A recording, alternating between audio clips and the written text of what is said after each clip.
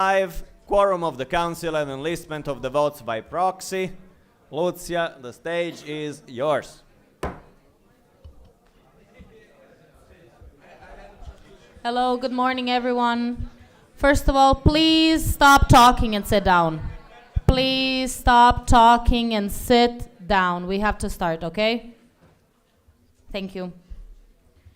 Okay, let's start the quorum. So, local group Aachen.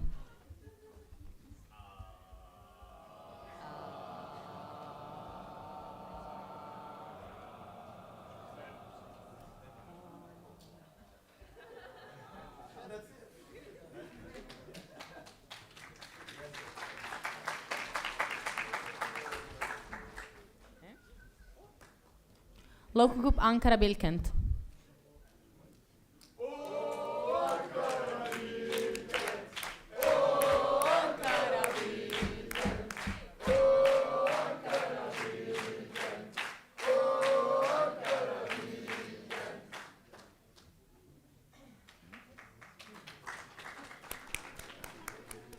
Local group Ankara-Metu.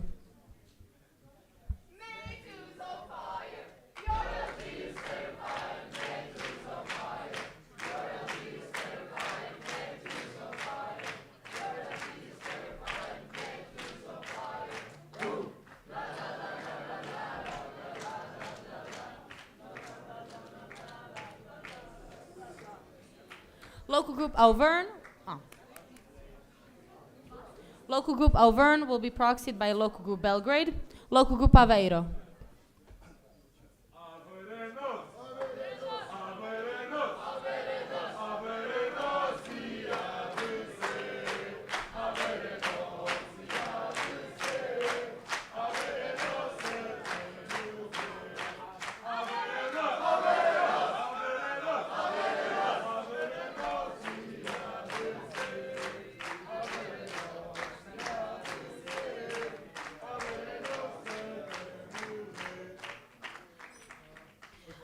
I will just remind you guys that today is the day where we have a voting session, so maybe text friends you know that you don't see here that are delegates to get here as soon as possible, so they don't lose their voting right for the day, okay?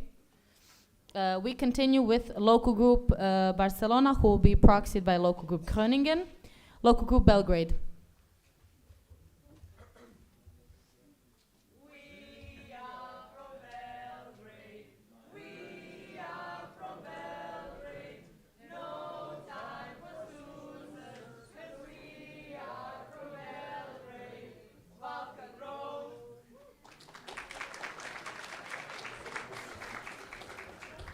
Local group Berlin. So guys, we want to establish our friendship with Handover. So I will say something and you repeat it. So Hamburg, wir sind eure Hauptstadt, ihr Bauern. Wir sind eure Hauptstadt, ihr Bauern. Wir sind eure Hauptstadt, ihr Bauern.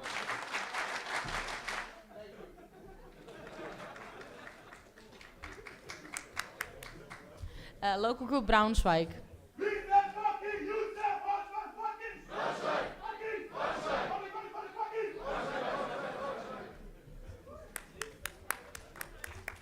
Local group Bremen. Bremen ist viel schöner als Berlin. Schöner als Berlin. Schöner als Berlin. Bremen ist viel schöner als Berlin. Schöner als Berlin. Schöner als Berlin. Local group Brussels.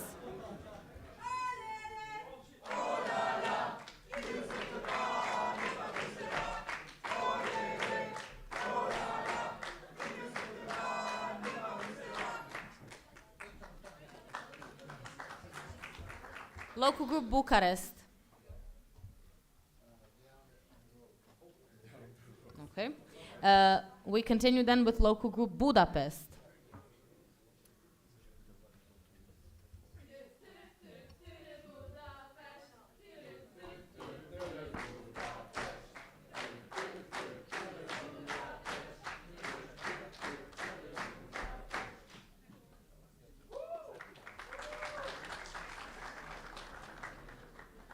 Okay, we would just remind everyone sitting in the back of yesterday what we agreed upon at the first session. Please come to the first block, and if the seats are filled, then you sit back, please. The second block, after the second row. From Andrea all the way to Alexandru. Everyone, yes, in front, thank you. Local group Calabria.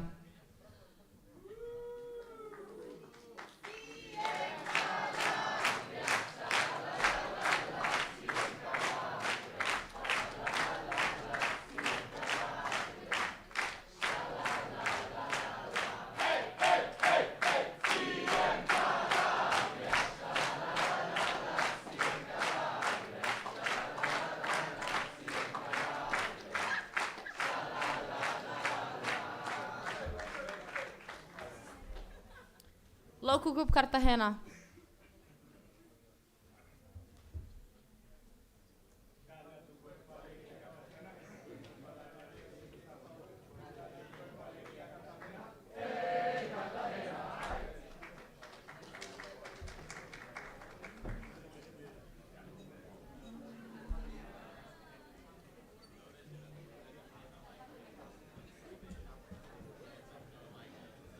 Local group Coimbra will be proxied by local group Seville. Local group Darmstadt.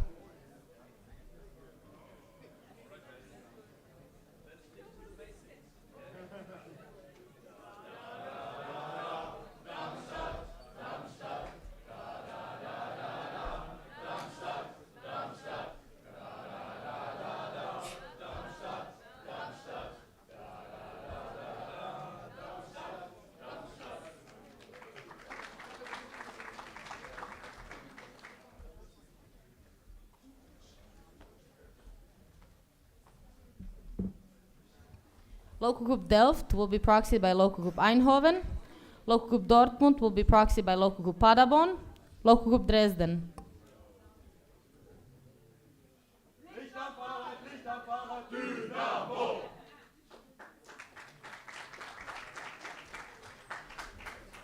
Okay, guys, once more. So Maria Dvorak, I'm sorry I don't remember the name, Peja, Ivan, Mila, Veljko, please up front. Sigurd, Šauke, Ale, Hafsa, Paul, Justine. Please fill up the rows and then sit in the back if there's no spots. Thank you. Local group Eindhoven.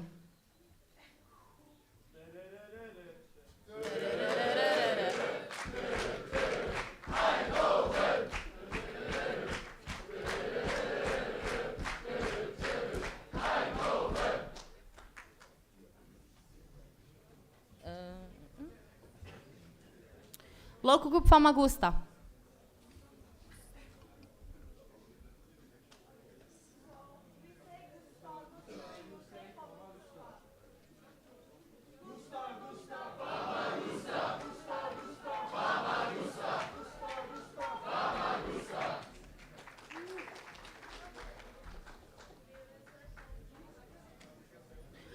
Doa, Tom Lewis, Ari, Tina, please sit in the first block, somewhere where there's free spots, please, to fill out first all those spots. Local group Gdańsk.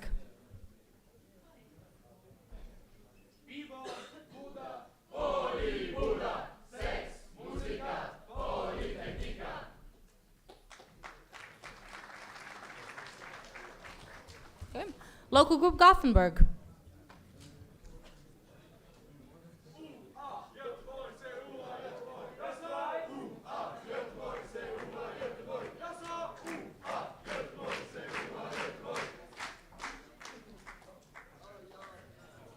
Local group Graz.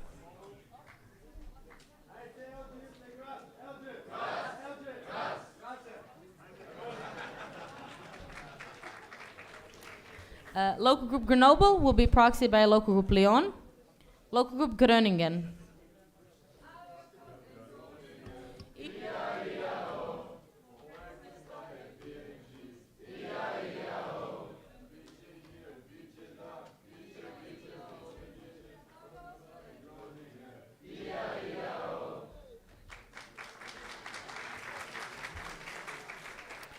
Local group Hamburg.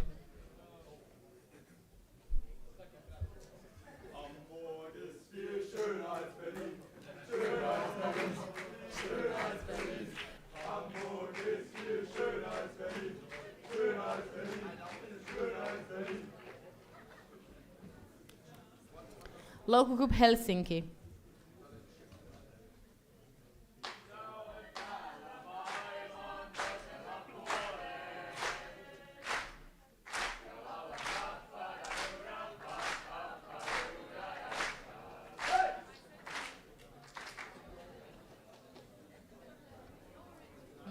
Local group Ilmenau. Take me home, Ilmenau,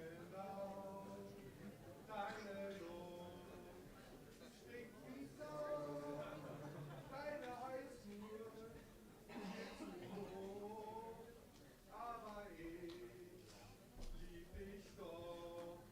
Auf den Zwing! Nein, das Ding! Ilmenau! Immer go!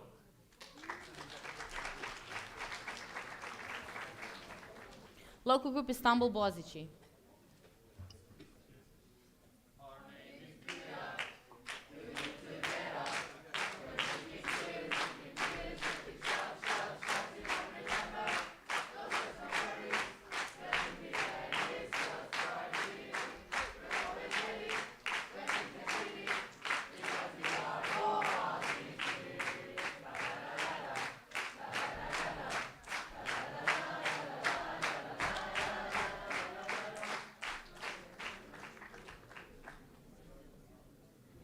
Local group Istanbul ITU.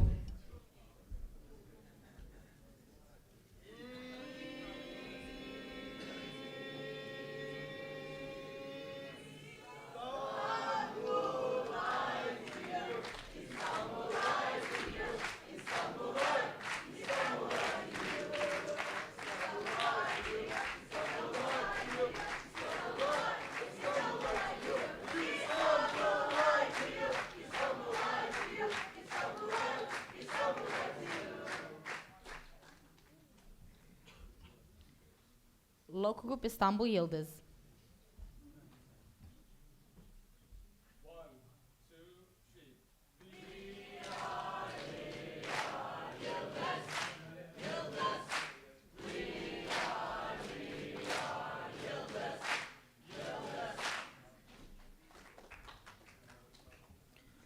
Local group İzmir DU.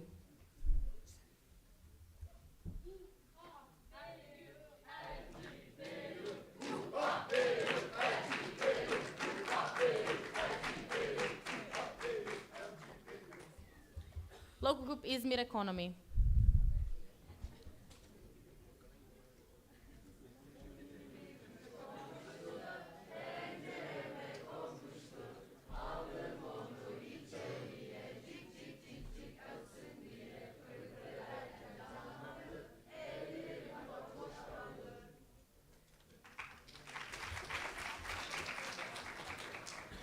Local group Kaiserslautern.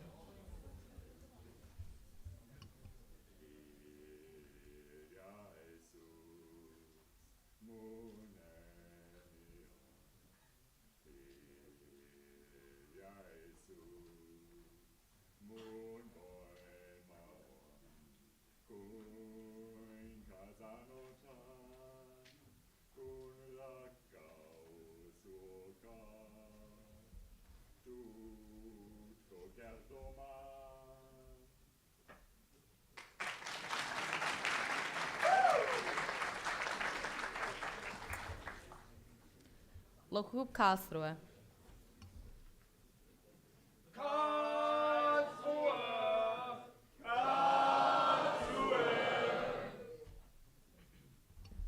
Local group Karlstad.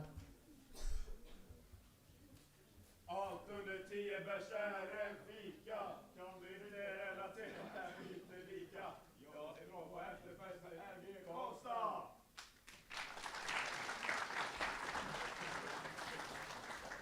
Local group Krakow.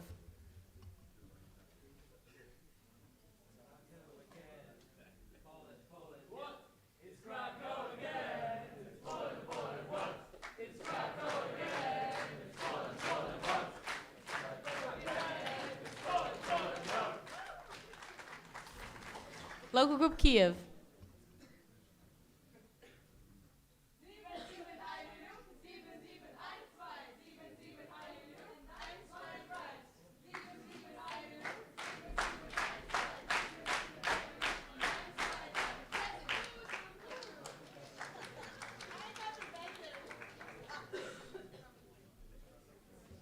Local group Lappeenranta.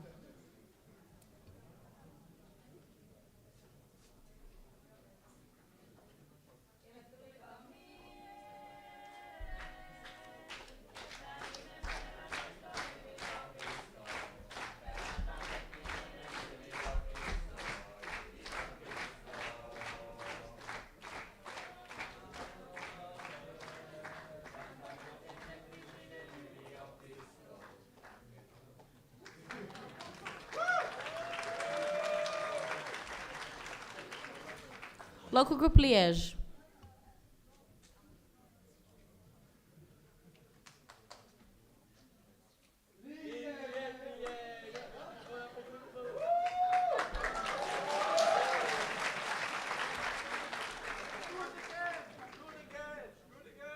Do it again.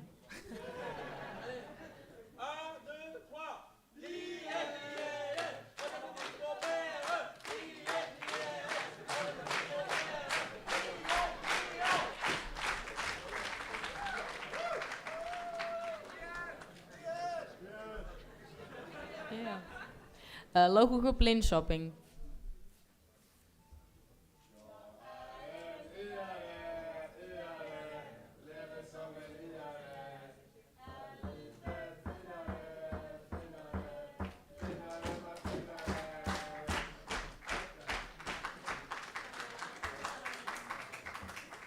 Local group Lisbon.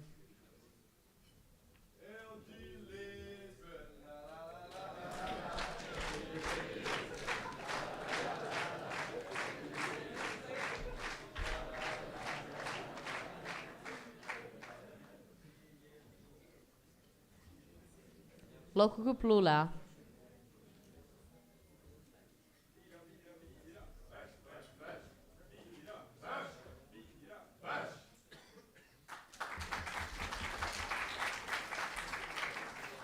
Local group Lund will be proxied by local group Stockholm.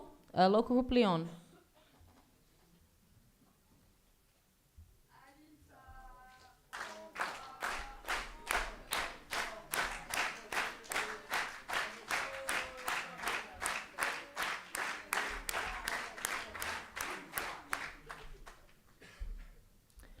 Local group Madrid will be proxied by local group Cartagena. Local group Milan excuses themselves. Local group Minho.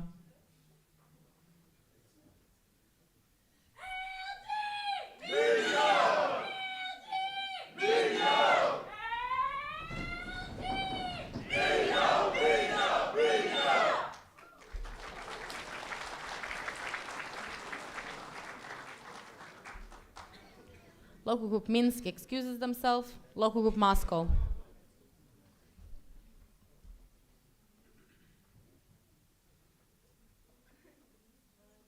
We say suka, you say that. Suka. Yeah. Suka. Yeah. Suka, suka, suka.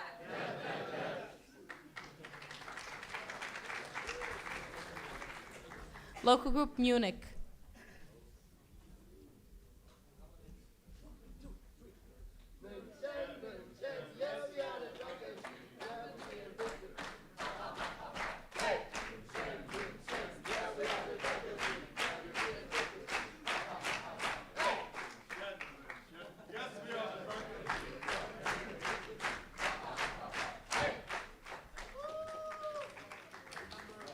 Local group Novi Sad.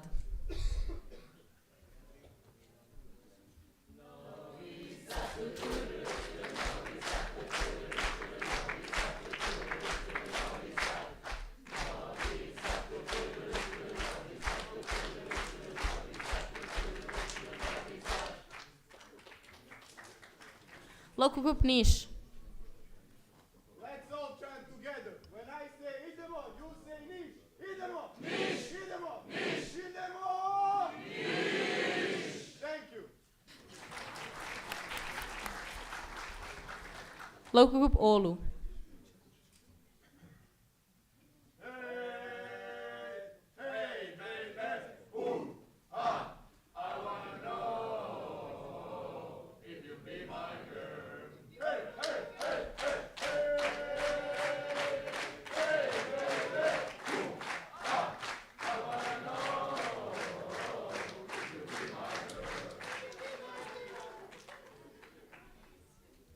Local group Padabon.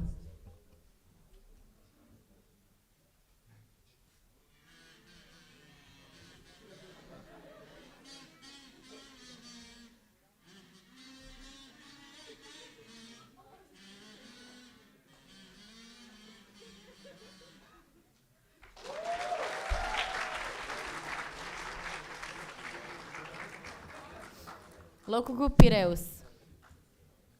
Also Piraeus, you say Opa! Piraeus! Opa! Opa! Piraeus!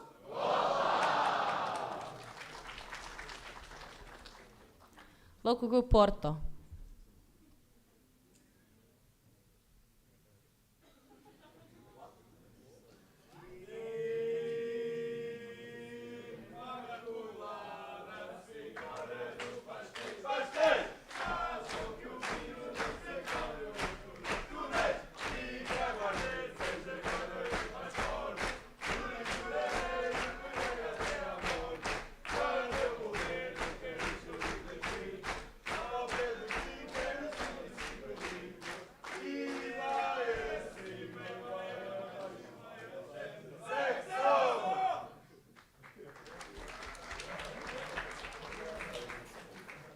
Local group St. Petersburg.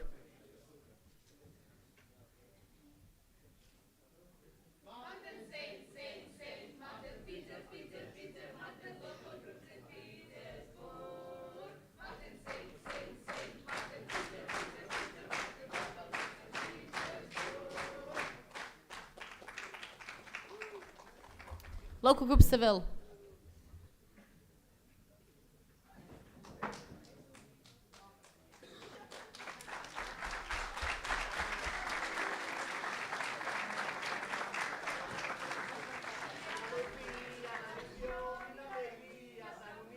Para celebrar contigo que llega la Navidad, nuestra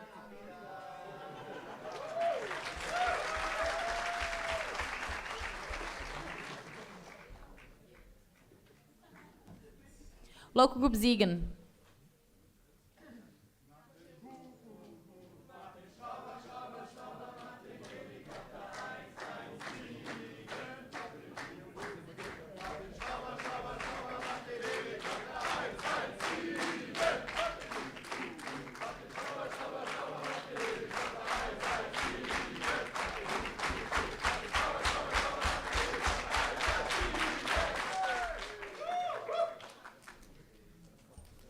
Local group Skopje.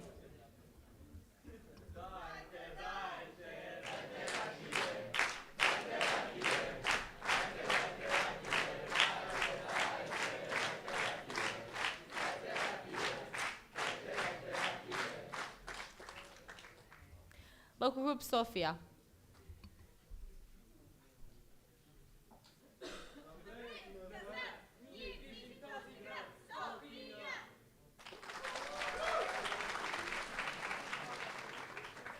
Local group Stockholm. Jag vill börja ganska uppmanar mitt plåster mig helvete står min butik. Ska duschen med tinga en kaffe så jag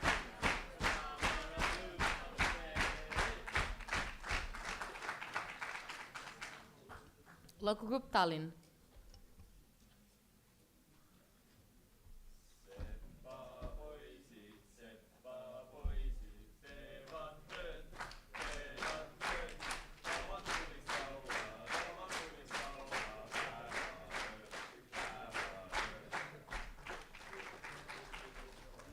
Local group Tampere.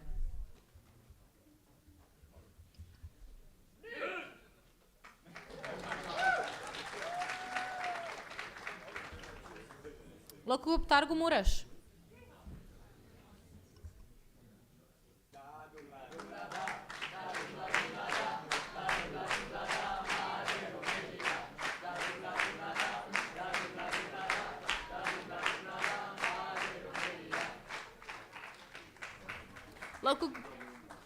Local group Trondheim.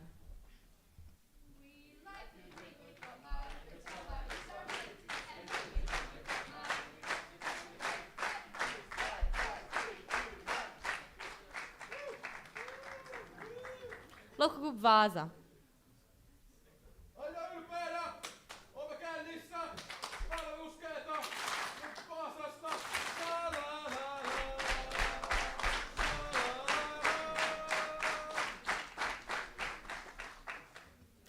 Local group Vienna.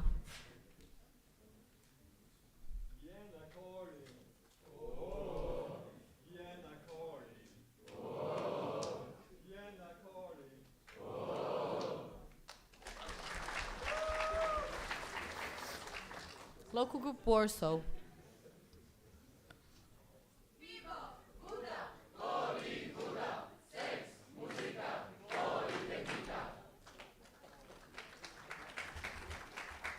Local group Xanthi.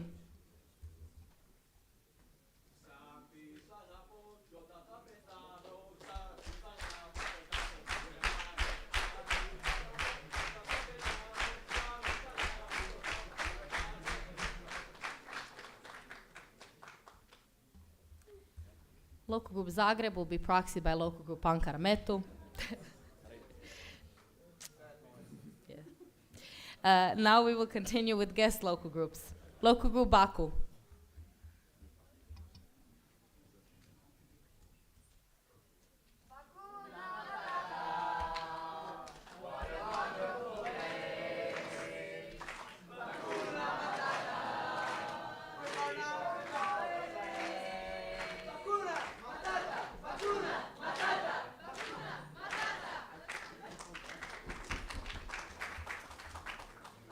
Local group Casino.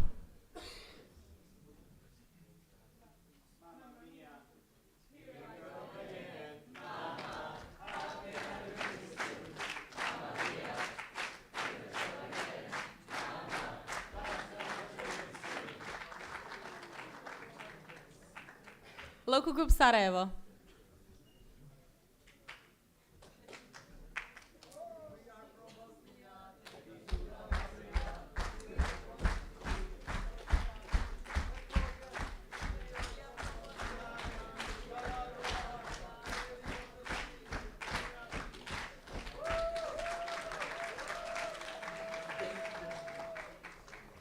Local group Sibiu.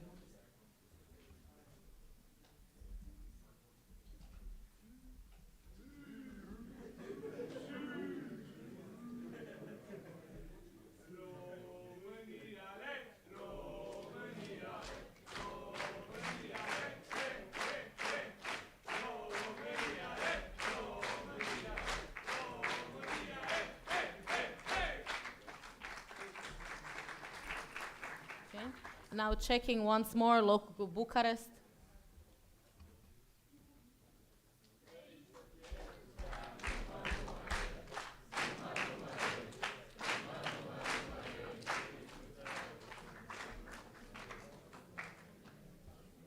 Okay. And now I proceed with externals, AEG. Wait. Thank you, LG Berlin, for not using IJ's song today. Thank you for letting me borrow one of your members. So, okay, 1, 2, 3. No. 1, 2, 3.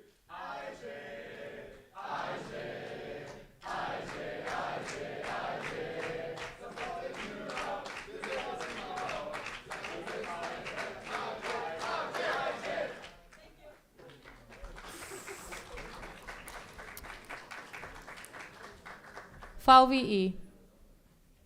We say VVE, you say VVE. VVE! VVE! VVE! VVE!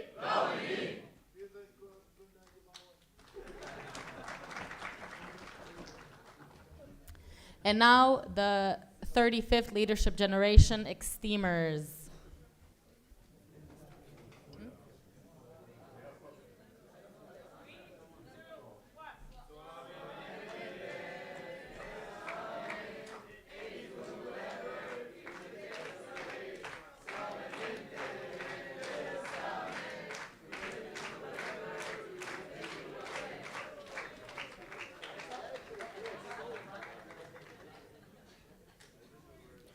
Thank you very much. Let's continue on with the day.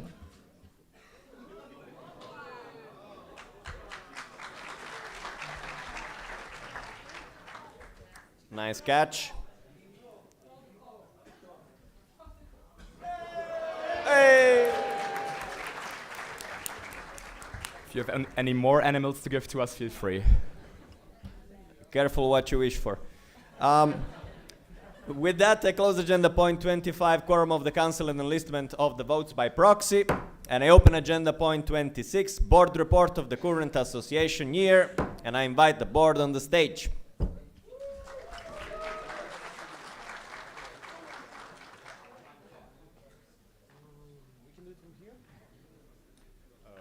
No, because we all of them.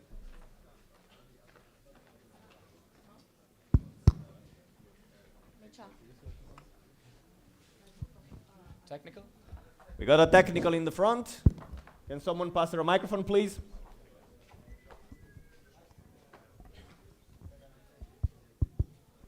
Antonia Lamke, LG Dresden. Good morning. Sorry for the interruption. Can, again, sorry, somebody please open the door. That would be lovely. Thank you.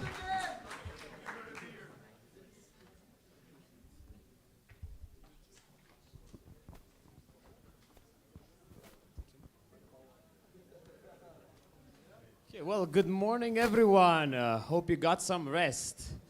It is time for us to begin today's presentations with some reports, and then we'll follow up with proposals. But first, the board report of what has been done in the previous period is split into multiple agenda points. Actually, we've had yesterday education report, activities report, grants, corporate relations, and throughout other agenda points you can hear everything we've been working on throughout the year. But here specifically we will report on our board goals, the progress, and what has been done in that area. First, an overview that we have 4 board goals, like big areas. They are accountability and transparency, innovation and centralization, community, and advocacy. If you scan the QR code on the right, it will take you to a spreadsheet with the more detailed breakdown. Top right corner of every slide will have also a QR code that leads you to specifically the sheet in that spreadsheet about which we are talking about in that moment, so you can more easily track throughout our presentation what we're talking about. Now, to get into the board goals themselves, first about accountability and transparency in central esteem. It is divided into 3 areas.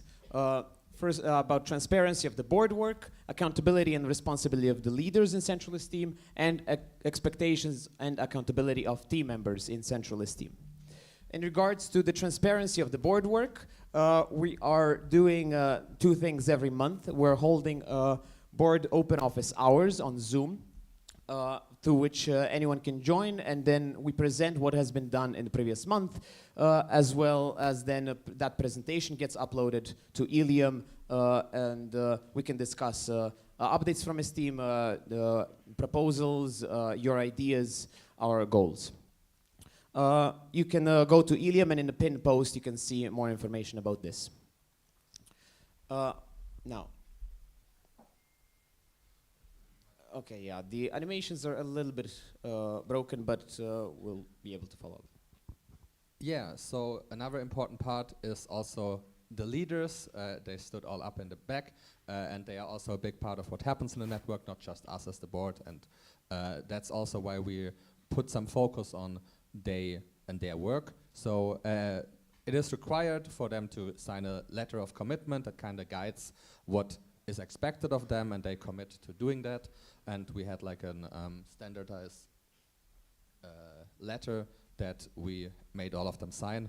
That has happened, so achieved. Also, we require them to update you as the network on Ilium about what they are doing in their entities. So for most of them, there is a post on Ilium about their goals and what they are planning. That's the mandate plan overviews. You can check out there what their goals were. Those mostly have been, why is it not working? Are available on Ilium. And then we have half-mandate updates. That was at the end of January or beginning of February when half of the mandate was over, where they updated their goals and communicated their progress in their entity. You can check those out on Ilium. And then there is the last part, which is the post-mandate reporting. So at the end of the mandate, that obviously hasn't happened yet, but we are expecting our dear leaders to do that at the end of their mandate. And then you can also check that out in about 4 months, more or less. Oh, there was another animation. Yeah. Then we have also team members in every entity. There's not just a leader, there's also more people working there. And for them, we want to prepare them on their task they have in their entity. For that, HRC has developed an onboarding process that is in progress, but it's a... Sorry to interrupt, Johannes. Technical? Yes, maybe, I don't know if the team or something can turn up the mic. Oh. The question mic is a lot louder than the presenter mic, and it's like, even if you're speaking into it, it's quite quiet. Yeah.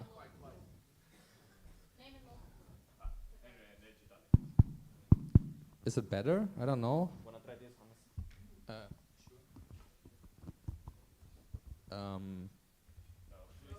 Is it? Nah, that's not really that much better. But anyway, so for the onboarding, I will just talk louder and it gets a bit work like that. So for the onboarding, at the beginning of the mandate, people get prepared. There's a session by HRC, so the Human Resource Committee for the abbreviation, and those are happening regularly every time new members every month. So it's in progress, it has happened, but it's not done yet because the year is not over. And I will try the next microphone. That's actually louder, that's nice. Yeah, then we have a process for defining the responsibilities, what we expect of the team members. That is also something HRC is working on, but for similar reasons it's in progress because yeah, the year is not over. And the last part is we expected leaders again to have chats with their team members about how they worked, what they worked on, and helping them develop themselves as team members and doing better development of themselves. And also that is something that happens throughout the mandate, so in progress again. But we gave them guidance at the beginning of this half year something, so they have started there, but it's not done yet. Ah, there was also this animation. Yeah, then for this part, innovation and centralization, I will quickly go over the centralization part because there's a separate presentation on that. But basically, we already analyzed what positions we have. We centralized some positions, and yeah, we are in the progress of the last step, but that is still to be done. Now for the people. So we have two goals that are still in progress, which are comprehensive development opportunities for leaders and team members. This is something that we are working on currently in HRC, but since we had a leader that was half mandate and then of course took some time to appoint a new one, and we switched some responsibilities. So this is still in progress, but we have started a little project in HRC called Elope, which is aimed to tackle this and provide development opportunities. And the second one is online and offline leadership training events. An online one happened, but we did not mark it as completed because we are still organizing the offline one, which will happen in July. If there are any local groups still interested, there is still a possibility this week to maybe pitch an idea or to organize it with us, but it will happen in July, and then it will be marked off as completed.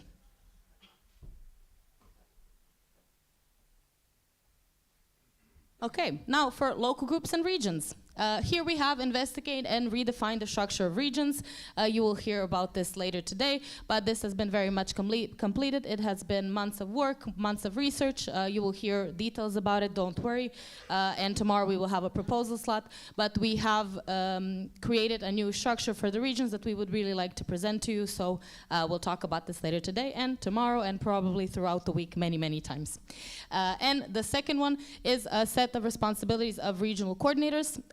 What we have done for this is we have started with regions. With regions, we defined kind of the purpose. We proposed and made a new structure. And then after that, we will move on with defining some more responsibilities and further define those that currently are of regional coordinators, because there are some that these lovely people do that are not clearly defined and on paper. So this is something that I aim to tackle in the next part of the mandate in the member sphere and the entities working on these matters. And then we have how can we close the central local gap? Wait. Yeah, so we have the new framework on the role and purpose of the region. So this is basically having more assistance. So we are planning to organize like regional workshop opportunities. This is still to be done, but worked upon currently. For streamline contact and support, we also have an assistant contact flowchart that is currently also being done that aim to help every LG member and local responsible to understand to who they should address, to who they should send a question or concern directly and help them to understand better Central. Then we have tailored development program for local responsible. The new welcome package for local responsible is also currently being worked upon in the member sphere, and we also have the helium restructure that happened, but you will have a more detailed report on this at the end of this council meeting. Then we have the local responsible mentorship program we started. We already have the whole structure of it. We're currently working on this with the regional coordinators. Now we're just missing a part of the content that we will provide in this. And yeah, we will soon have it. So stay tuned for the new local responsible. Then we have also fostering the link between central and local group. As you know, we have a survey every year that we're sending to local responsible that they shall answer. And in this survey, we decided to put a new part about feedback concretely on how Central is approachable and how do they feel towards Central. We got some very interesting data that we are currently analyzing, and we will then propose action to tackle the thing we got from this data. And then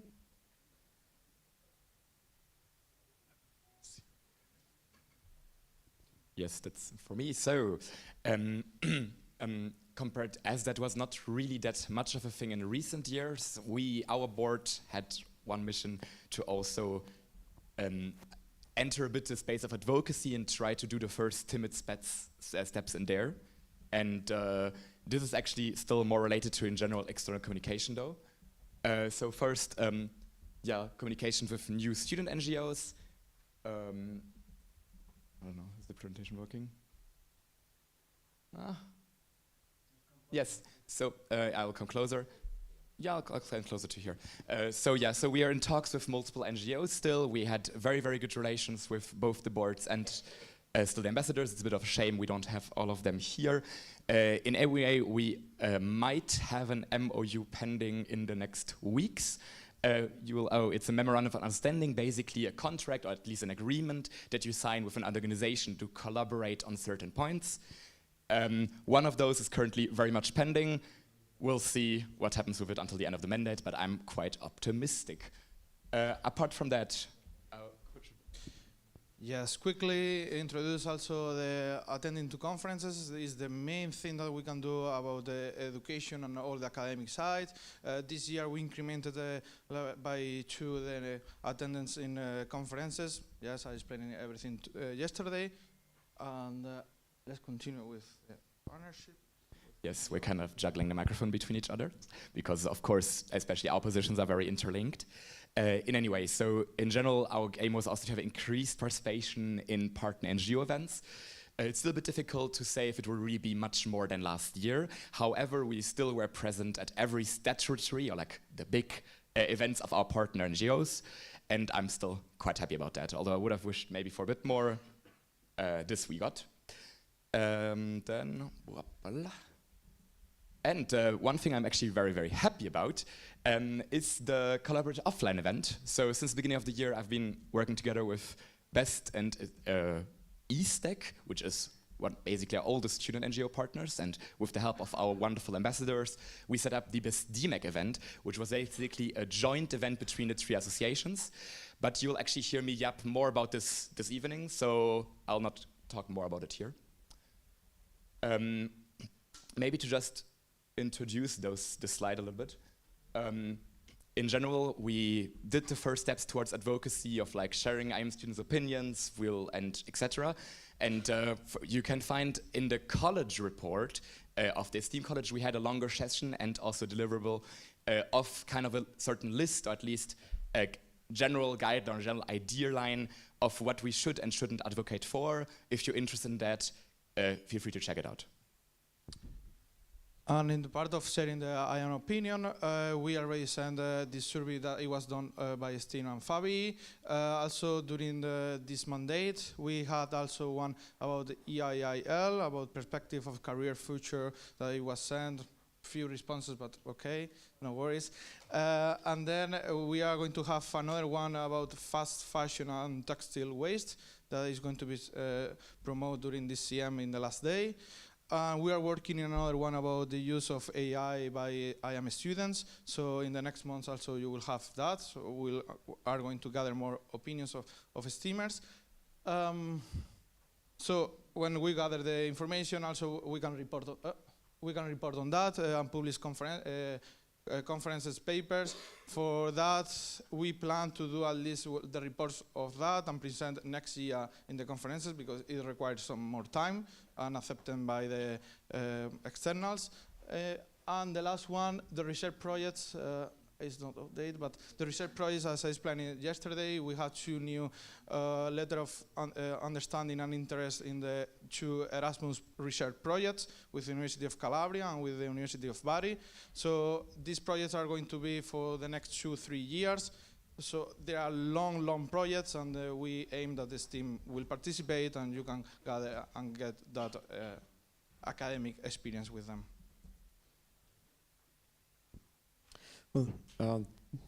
And this has been a lot.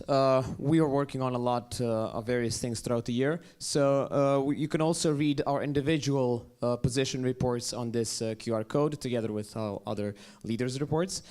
I'll wait for a few seconds. I see some people are scanning. Okay. And if any of these things that we talked about now interest you, or you want to discuss them more, or you want to support us in it, have some additional idea or comment, feel free to join us at the next Board Open Office Hour. You can have more information here in this Ilium post on the QR code. Yeah, we'll be very glad to hear your opinion and discuss it. No, thank you.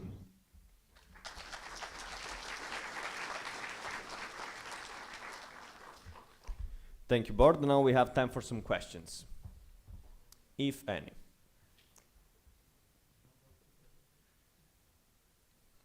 Has the board been that clear? Take it easy, people. So many questions. All right, then.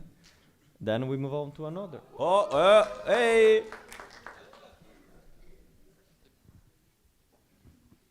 Hello, Adrian from LG Karlsruhe. I have a question about the accountability and transparency goals and the actions that you have taken. Did you see any measurable improvements thanks to those actions taken? What changed now compared to what was before? I mean, I think one important part is that there has been more published to the network. There were more steps where entities reported on what they are doing and not just at the end of the year. And I don't have much data on if that has an effect on the people, but at least it feels like more information is shared. But maybe our admin has some admin. When we look at Ilium, the analytics on Ilium, the most searched word on Ilium in the search bar is MPO, which stands for Mandate Plant Overview. So I think that's a nice little fun fact of it. But additionally, also I would say every board is different, so it's also difficult to compare transparency board to board, in my opinion. Thank you. Another question from the front. Paul, local group St. Petersburg. Does board formulated any KPIs or metrics to monitor how the goals are achieved? And if yes, can we see them or get a report on them? Thank you for your question. In the sheet that was linked at the beginning, you can see a bit more detailed view, but the goal structure that we went with is more deliverables based, but Milutin can also share more.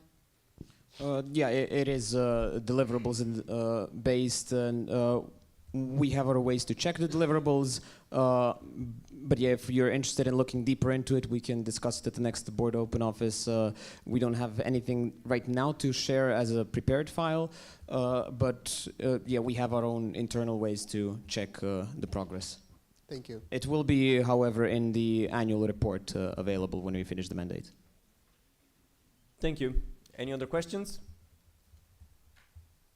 No questions one, no questions two. Hey!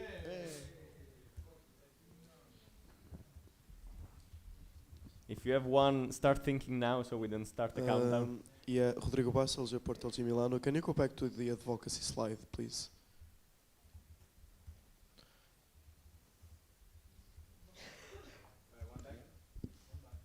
One back. Yeah. So you mentioned that we're in talks with multiple NGOs and we have the MOUs pending. This is more like of a theory clarification, but at the moment, like the prospects for the MOUs themselves have not. Can you speak a bit louder in the microphone? Yes. So the prospects for the MOUs themselves have not been elaborated, even though the formal relationships have been established indeed. Just to give that as a context, that it's not being prepared at the moment. That is conflict information with what I have, because I already had meeting dates to discuss that. We feel free to discuss it maybe personally afterwards if you want. Perfect. All right. Question from Vlad in the back. Vlad, local group Aveiro. I have a question to Rob about the Bestimic event. So yesterday when we saw the activities report, and one of the answers from Hannes was that basically we organized so many exchanges and IDD events because that is the demand of the network. And now you're like telling that you put a lot of effort in organizing this joint event. How would you evaluate the interest of network in that event? Like, yeah, and why you put so many effort in events like that? Thank you. That's a very good question. I will go more into detail about it in the presentation this afternoon. However, can maybe already answer in one sentence for now that it was indeed quite a lot of effort. And from the Steam side, we didn't have a very high participation, although we had quite a few people joining locally, which was quite nice. In any way, I see this much more as a long-term project over the years that we're establishing long-term. And I say that the low amount of applications from the international side were mostly due to the geographical situation of Baku, which is just very hard to reach. And I would very much push for a next year's event more central in Europe, but again, more in my presentation this afternoon. The question was, why was so much pushed in there? Why the event? I could talk a long time about that if you want, but maybe just, I think the most important for me is that we have a lot of collaboration on the international levels. Like we have a lot of collaboration, we have a lot of collaboration where the boardies meet each other, we have a lot of boardies where the ambassadors meet, we have a lot of events where the ambassadors meet each other, but we have very little or just very individual interaction on the active member sphere. So that was one of my central individual ideas to basically make it possible for regular esteemers or regular members of other organizations to like meet each other, have a joint event together, and yeah, basically bring us each other together, because I believe it needs to happen at the active member level as well. So of course, I'll talk more about it in the afternoon. All right, thank you. Sorry, just to add one short sentence.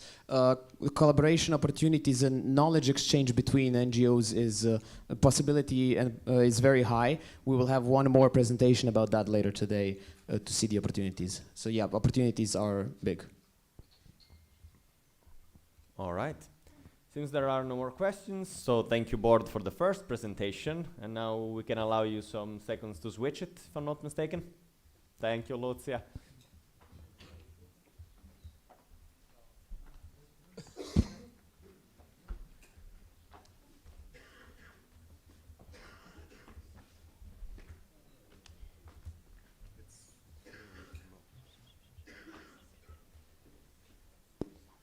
We have a technical. Can someone give a microphone?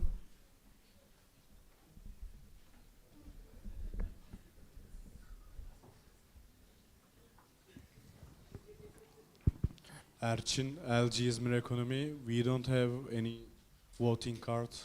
Can we get one? Yes, on this you will get, there's normally 8 local group that doesn't have voting.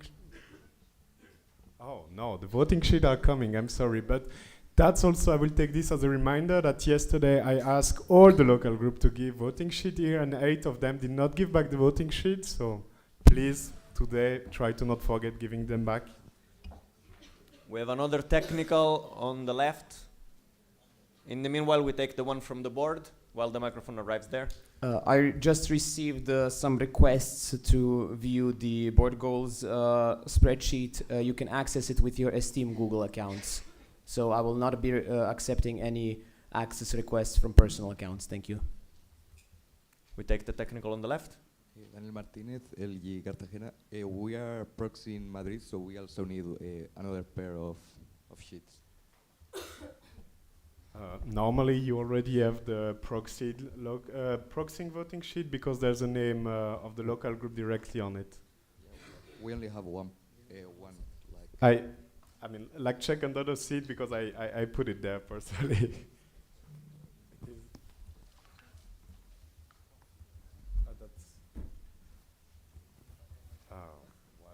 Then voting committee, if you can give them another set of voting sheet. So, can I start, Giuseppe, or?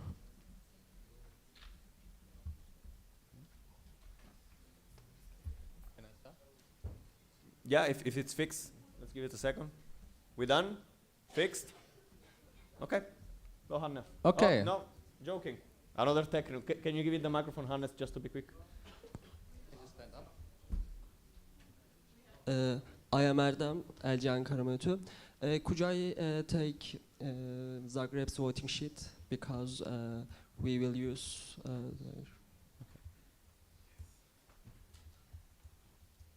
Okay. I would say we let Hannes present in the meanwhile. Yeah, let's go. Okay. Hannes. Department centralization, as I said, is one of our board goals. It's about, yeah, I will tell you what it's about, so let's just get started. So, those are our departments. They have different entities in there. I talked about a lot of it yesterday, so I will keep that short. And we also have some committees that are supposed to support the services, for example, CR or PR. And yeah, the idea is that they work together. At the beginning of the mandate, that was not always the case. And we set as one of our goals to improve that. And I will update you a bit about what happened there and what is still to be done. So, success stories.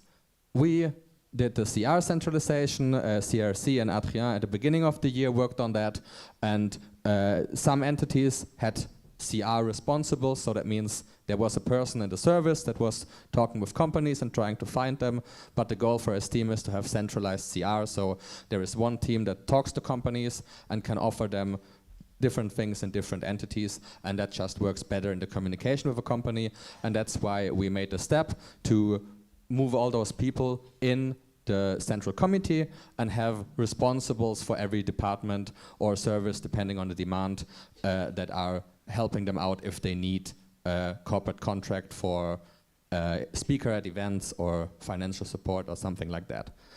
Then we also have PR, where some entities had their own PR responsibles that did PR designs, but we also have PRC that has a lot of designers and that are managing our social media. So also there it made sense to move the PR responsibles in the central entity, so every service that needs something advertised on Instagram or LinkedIn, or I'm not actually sure what else we have, but they can then directly talk to the people in the committee that are responsible for their entity, which also increases the effectiveness.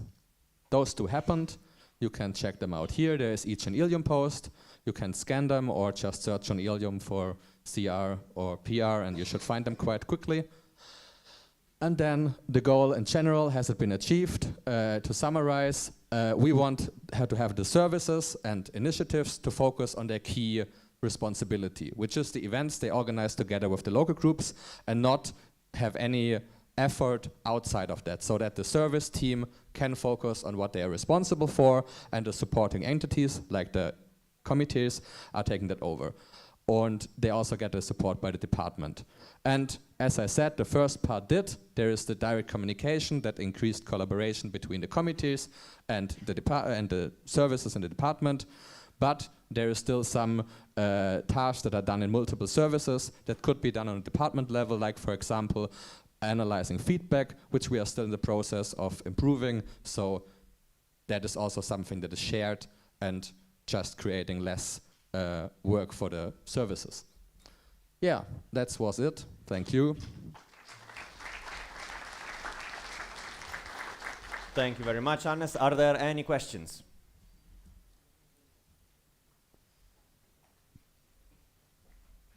Hannes, you have been extremely clear. Always. Thank you, Hannes.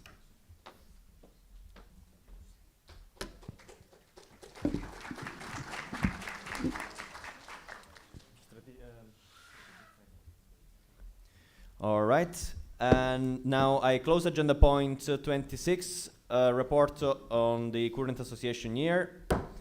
And I open agenda point 27, a report on the Esteem strategic framework. And I ask the 35th to the stage.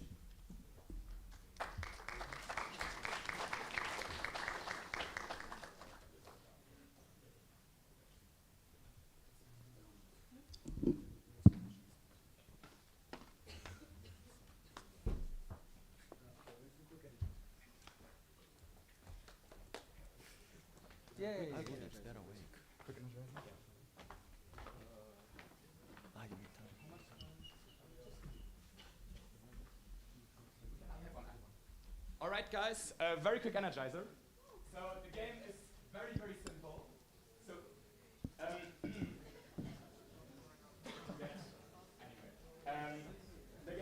so basically you do the opposite of whatever I tell you. So little test, if I say, sit down. Amazing. And if I say, stand up. All right. Sit down. Sit down. Stand up. Stand up. Stand up. Sit down. Stand up. Sit down, sit down. Sit down. Sit down. How much time more? Okay, well, speed up. And now, I don't know. Turn in a circle. Do not turn in a circle. But the other way. And stand back up. Thank you very much.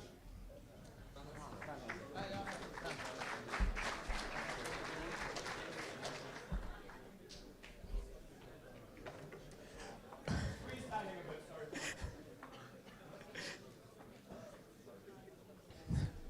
Okay. Now that we're stretched up, let's talk about the strategies. Now, mandates in Central Esteem last for 1 year, which is not that maybe enough time to complete all things that need to be done. So in Esteem we have long-term plans, which are called strategies. And here's how that currently works in the current framework.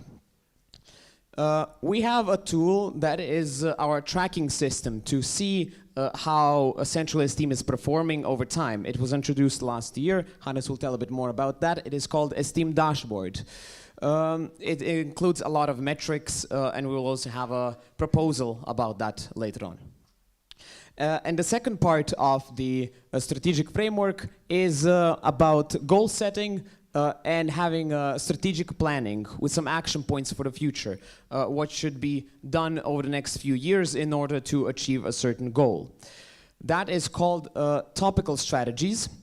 So instead of having one big strategy for Esteem for the next 3 years, everything that needs to be done, we find one specific area that needs working on, one topic, and then we create action points for it, how to achieve a specific goal. Currently we have, first about the dashboard. Yes, as Mitchell said, the dashboard is a collection of metrics that are supposed to track all of esteem. So we have a lot of different areas, starting with events and also about going to the governance, meaning attendance at GA of local groups and information like that, but also about the members, how many LGs there are, all of those information. And they get updated every half year. As it was introduced 1 year ago, there's currently 2 updates. That's also why we don't have that much reporting on it here. Instead, we have a QR code you can check out that leads you directly to the dashboard. There you see the numbers from the last 2 trackings and also the first 2. There's currently still the financial data missing because they will be added by Adrien after the half-year realization. But besides that, you see a lot of information about the development over our mandate so far. But in the future, there will be more updates and you can expect some developments over time, which is unfortunately not yet possible. And about the topical strategies, when this framework was introduced 1 year ago in council meeting in Aveiro, these 8 topical strategies were also voted upon and introduced. And in the previous council meeting in Sevilla, the 35th board also proposed 1 more topical strategy, retainment and capacity building. We will report on the progress on all of these right now. And later in the day, you will also hear our proposals for 2 new topical strategies, fundraising in esteem and enhancing safety and well-being. Now, onto the reports themselves. So when it comes to the topical strategy, assess the existing knowledge of the local groups and provide updated handover material. I was this year's board responsible of this topical strategy. And the main goal of this topical strategy is that all local groups have standardized handover materials that they can use in their local groups when their mandates change, whether it's a local responsible, a local board member, or in my opinion, anyone interested to learn more about esteem. So, I have to say that at this council meeting, we will be proposing that this topical strategy is officially closed because all the points have been covered and we have a deliverable that we are presenting to the council as our version of this is completed. There is something now available for all local responsibles and local groups that will be presented in the next presentation in detail, so don't worry. This council meeting, again, we will be proposing this to close, but you can see here what were the action points. Again, it will be in more detail explained in a few minutes. So, yeah. And this will be in voting session 1.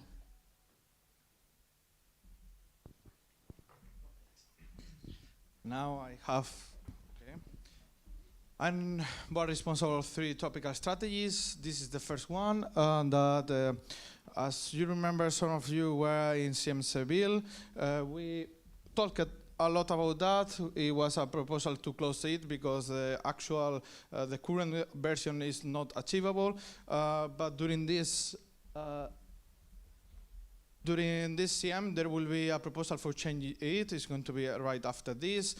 We investigated that. We worked in the college members forum, board meetings, how to improve that. So you are going to see a new topical strategy with some keeping the core, keeping the main things, keeping the same aim, but changing the action points to have an actual and achievable topical strategy. Yeah.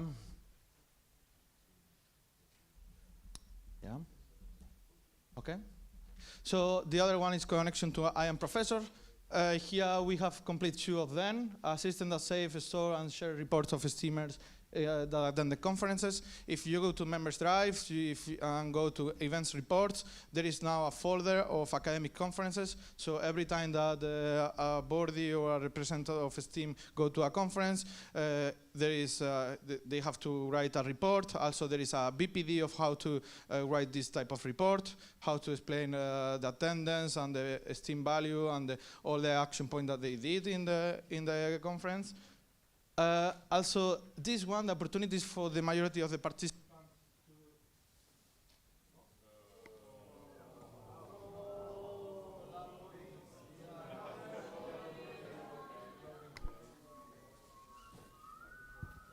Okay, Perfect. I can continue yapping about I am. So here in the CMs, we increased the working sessions and participation of professors during these council meetings, and we aim that we have more in the next year, but it's completely achieved.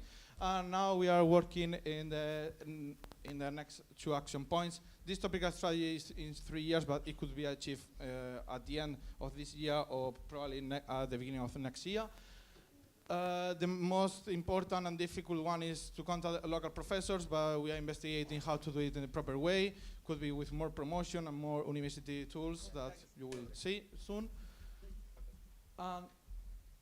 This one, possibilities to share I am student opinions. Here we standardize the presentations as I did. Also we have a standardized presentation to the conferences that when we attend that, we have that standardized about our reports, work, projects that we do in STEAM. And we have a document about I am topics that the STEAM can conduct research. We did a working group during CM Seville about the topics that STEAMers are interested in doing that. We have some ideas to continue working in the action point 3 and 4, but yeah, it can be done in the next few months.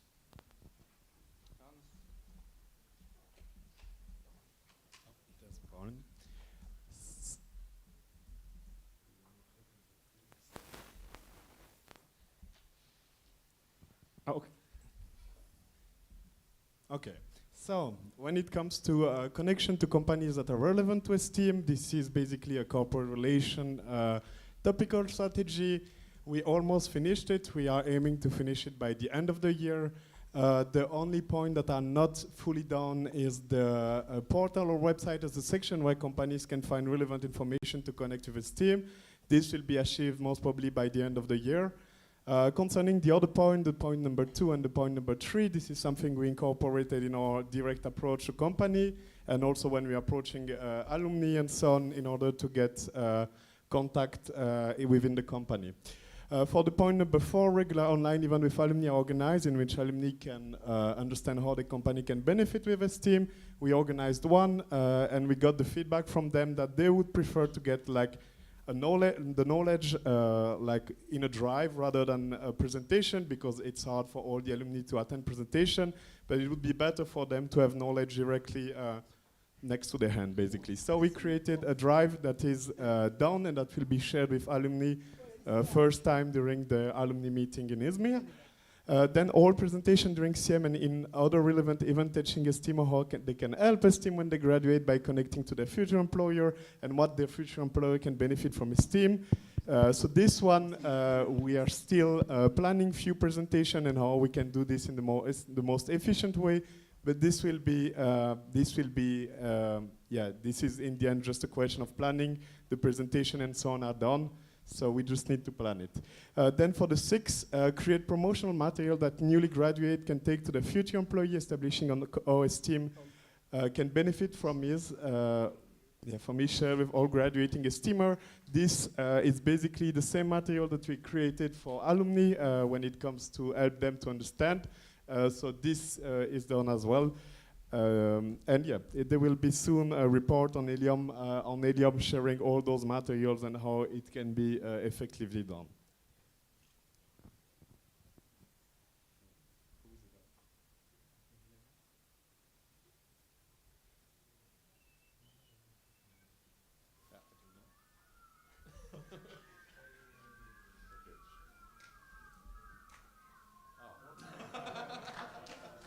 That was not me.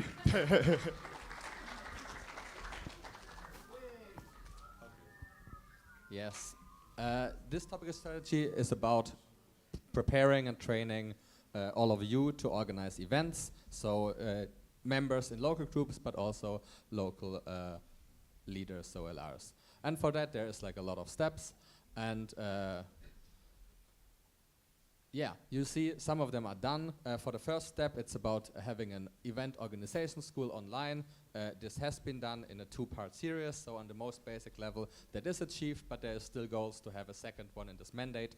So depending on how you interpret it, it can be done or not done. We went with it's done. Also, we want to work on an offline event, depending on the feedback from that one.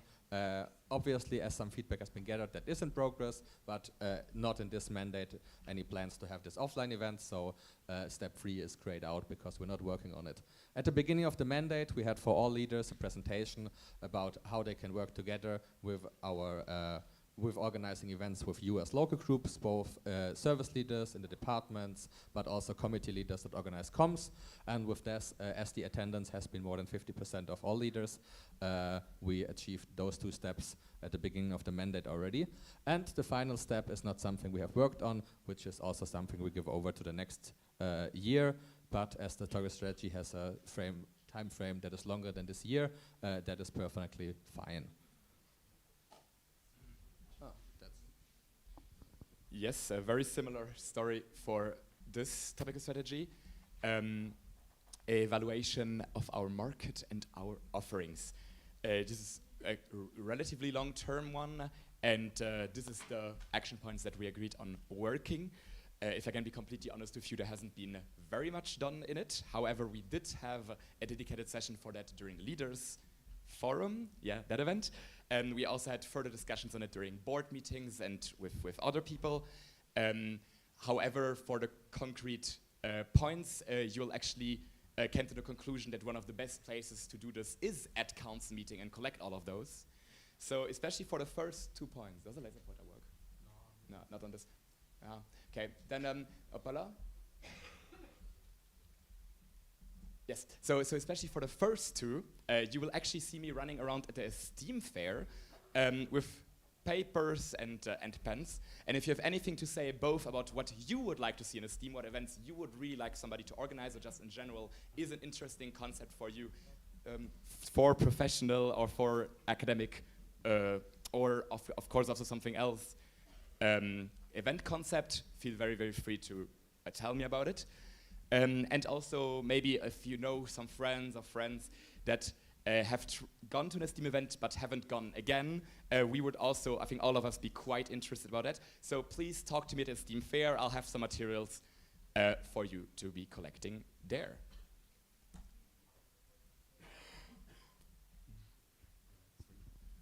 Yeah, so the next one is also one of the topic strategies I am responsible for. It's about the experience of organizing an event. So it's quite connected to the one about giving the people the skills. Here it's giving them the information.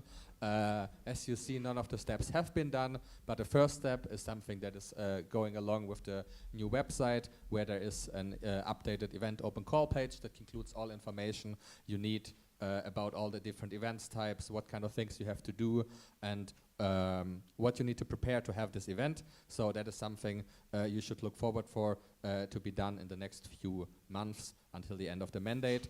And then the second one is also the guidelines. We are currently talked about in different chats about re-implementing an event open call process that will help local groups being aware what kind of events they could organize, giving them more information there, and also making the process more easier so there is no confusion. How does this work? How do you get an event? How do you get the information? How do you get it on the portal? How do you get applicants? Stuff like that will be included there. There will be then regular emails sent out. And there's also an Ilium post that talks a bit about it. I sent like a month ago or 2, so you can also read on Ilium. I think that's a common theme for a lot of those points. And finally, there is the implementation of the process. As the process has not been developed, it's obviously also not implemented, but it is possible that this can also be done until the end of the mandate, and then be proposed for closing at the next council meeting in Niš.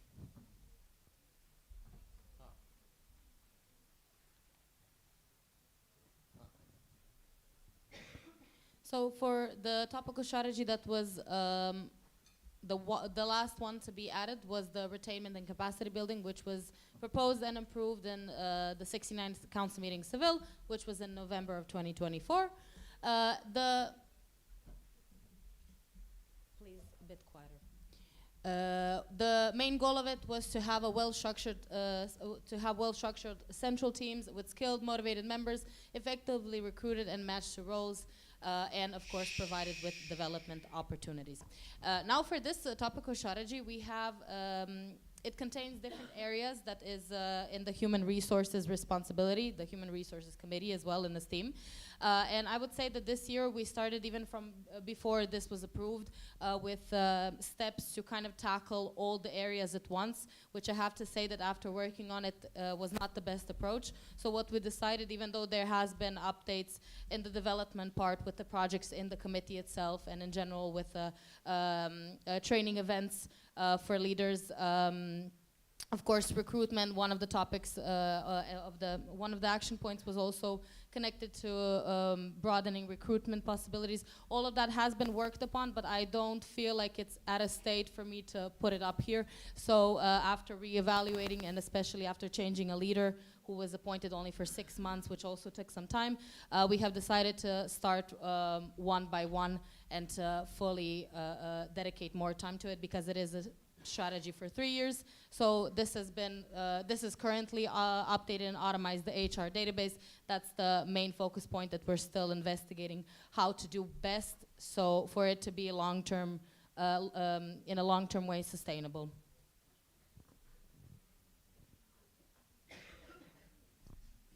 Yes, and those are the reports on all topical strategies. If you want to read them fully, you can do so in this Ilium post.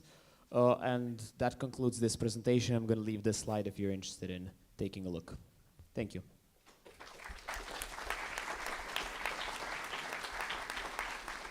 Thank you, board.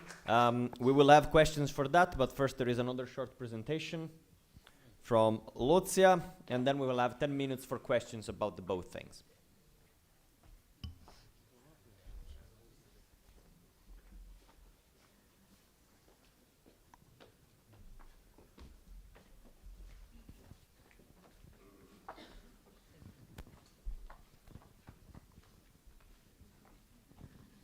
So hello again.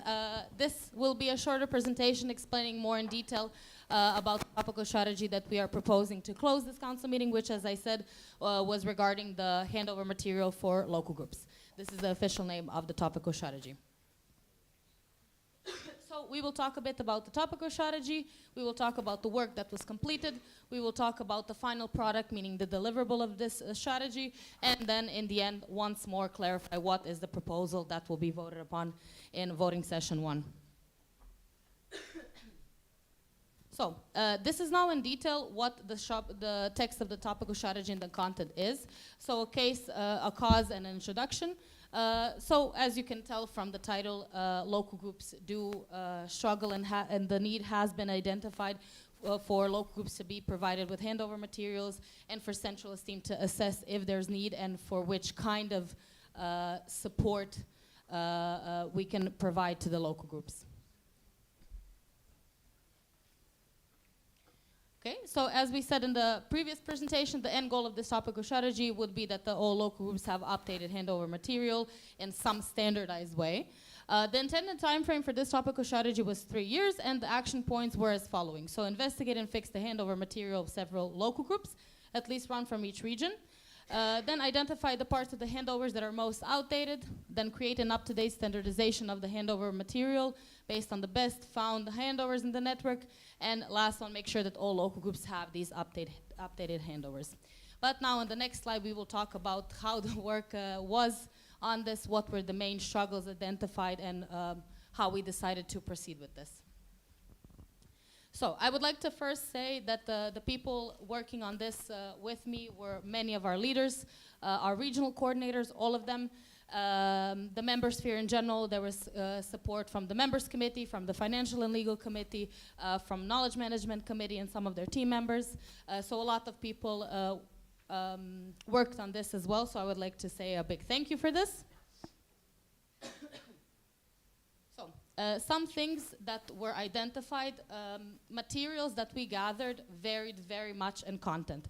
Not only in language, but very much in content, and there wasn't really any opportunities for us to draw a clear line of what is an average handover, what does an average local group in Esteem need, because most of the handovers that we did see when we gathered them were very much focused on specifics to their local groups. So specifically to either their country, to their university, to their relations with their mother organization, etc. Then, of course, not all local groups were in possession of such materials. And thirdly, not all local groups were willing to provide these materials. But I would like to show and give a little thank you to the local groups who did send them. So from Alpine, we collected this. From Balkan, we collected this. From Mediterranean, we collected this. From Nordics, we collected this. From Northeast, from Northwest, and finally from Southwest. So everyone who sent them and helped, as well as local groups, as local responsibles, thank you very much. It was very, very nice to see how you do handovers in your local groups. Now, identified struggles and needs, so central versus local. Local groups require knowledge that the central team cannot provide in such a way that everyone has the same and needs the same. Then knowledge gap, local groups, we have identified that what they do lack is central esteem knowledge, which is what we focused on when creating a platform for them. And last one, room for innovation. We saw that there was a lot of room for innovation when it came to Google Workspace that we are using in Esteem, and then connecting that as a new platform to provide these learning opportunities for local groups.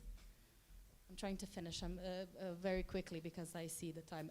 So yes, this is the Handover Hub. So the deliverable, the main final product of this is the Handover Hub, which is a Google Classroom for local groups, for local responsibles. Anyone interested, it's open to anyone, where you have all the needed materials for handovers that you can use, that you can go through as a new local responsible or throughout your mandate as support. If you forget something, if you want to learn something new, there's many chapters. I have a little video kind of screen recording because that was kind of the easiest to show. So I will just show you how it looks like, but I will also send the link to every one of you in Google Chat. So this is how it looks like. Can I play it? No?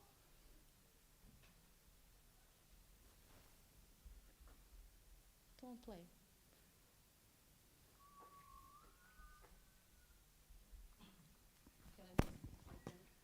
Okay, but basically it looks like this. So first there's an introduction and there's multiple chapters, one of which is, what is this? Maybe it can work.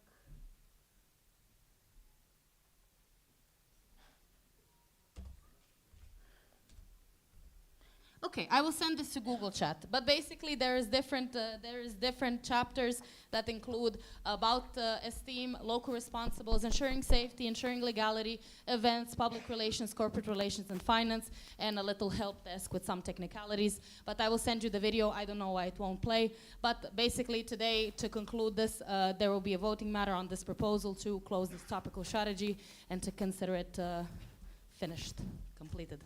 All right. Thank you. Thank you, Lucia.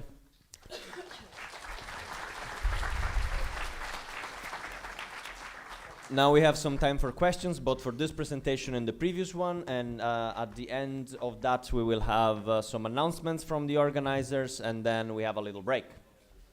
So we take first a question from Tina.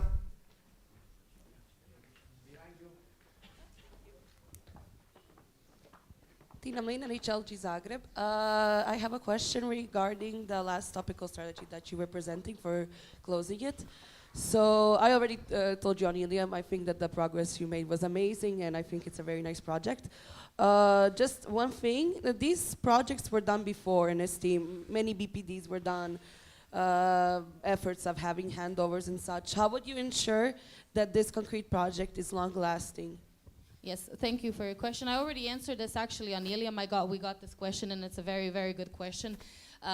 Firstly, this is not just a folder and just materials. This includes a lot of video materials, a lot of spreadsheets, a lot of links. All of it is directly also connected to Members Drive. So everything that's there is connected to the Members Drive, and again, Esteem Drive, so that all platforms stay connected. This is something I wanted to mention but forgot. Thank you for reminding me actually by this question. How do we ensure that it's used? Well, firstly, we are counting on the fact that it is engaging, that it's more engaging, that it's a bit more user-friendly, I would use the words, because you are able to go chapter by chapter, read everything, how the content was structured in a sense, like kind of from the beginnings, from the basics to the end, to the more advanced things. And we think that combining all these different resources and materials is a more enjoyable learning process than just opening a drive and being lost by the amount of information there, because the Steam does have an immense amount of information, but it is not stored in an ideal way, which is kind of discouraging and confusing to most newbies, new local responsibles, local groups in general maybe, so kind of constantly pushing it, and also very much use of regional coordinators in this, because they're the ones that have direct access to local groups, that can talk to them, that can show this at regional events, at regional chats, so yeah, etc. So I don't yap more. Thank you. Let's keep the answers shorter, please. Oh yes. Oh wait. Sorry. I have one thing I forgot. Shorter, not longer. The most important part. I made a new template for the local group, for the local responsible welcome package. So the new email that will be sent to local responsibles has this as the main thing, and a few additional links, which is just Tableau, Elium members drive. But in general, this is the main part, and we want the focus to be shift when local groups are elected to this, because we have heard some complaints, very valid complaints. Don't get us wrong. That the current version is very unclear and all the links were outdated. So everything will be pushed there, where the links will be always updated. Nice. Thank you for the wrap. For everyone in general, when I say, be shorter with questions and answer, I mean less, not faster. So now Ari has a question, and then we move to the left side. You put me on a spot now. Yes. Ari Hietanen, Local Group Tampere. As the board, how was it to work with this new framework of topical strategies? Did you feel like you still had enough freedom as a board? Because the goals that were set and accepted last mandate were pretty practical, and you also managed to get not only few, but most of them at least somewhat done. So did you feel like you had still enough freedom as a board to implement them? I think I can answer. Of course, if any one of you disagrees, I will give you the microphone. But at least in my opinion, to be honest, I prefer the old version of the strategy, because I do think it's a bit limiting. And that's why topical strategies are proposed. And we are kind of not risking, but willing to accept more workload in order to work on more areas, which the last version of the strategy did allow us. So in that way, I would agree. But I don't think we had any major issues or any problems with working on this either. I think it's been still enjoyable, and I think you can see that we really tried our best this year to do as much as possible. Thank you. I would like to add. You want to add? Go for it. For me, connection to I am professor and connection on share I am opinions is something that anyway I have to do it. So having that action points, I'm working anyway on that field. So it's just having the derivable. So that's it.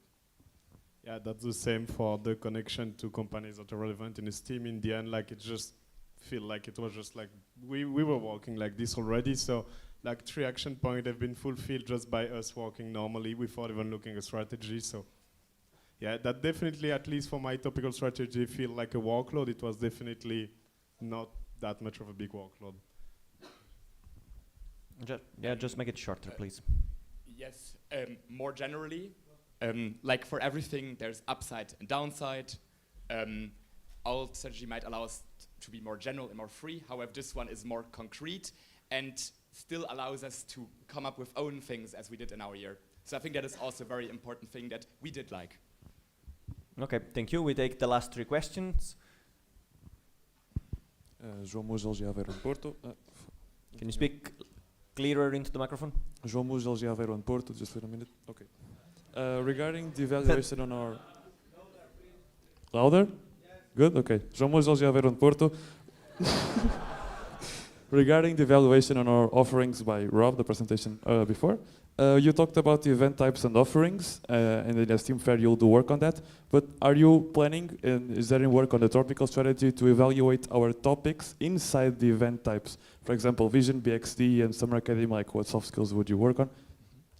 Yes, this is part of the strategy, and this has actually also been a central topic of the aforementioned session at Leaders Forum. Yeah, I think we already are having changes in our services of what is getting created and what is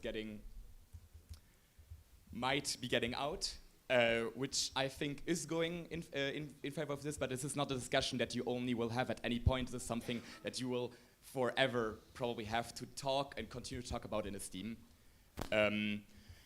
In general though, especially talking about new event types, this has mostly been things that individual people came up with, hey, I have this idea, let's make it happen.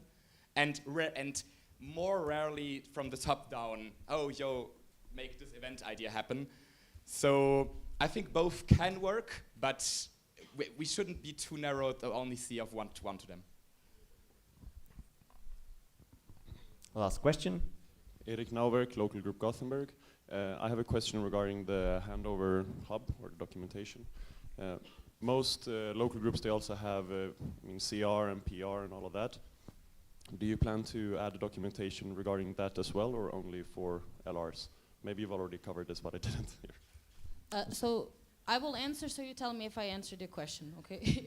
I'm not sure. I think I got it. But so the Handover hub, originally we tried to make it for local responsibles, but then we realized that it's so much useful to let anyone who wants to use it. Currently there is a section for CR in finance and for PR. For example, in PR we have brand guidelines, videos, some multiple versions, compact versions, and of course linked to the PR materials that is also on the portal. And for CR we have the, where's Alexandra? Alexandra and her team, the Corporate Relations Committee this year, they made a toolkit that's also there. Some BPDs, video tutorial by Adrian, how to write invoices. So things will be constantly added, but in the first wave, you will see what's there. So definitely, if you have anything that could be useful for all local groups, please feel free to share. We can include it. Okay, and I did a mistake. I said 3 questions and then I was taking 2, so the last one is there. Sorry for skipping you, Balkan. But we don't have time for this other one, so if you can add it, please, to the Google chat.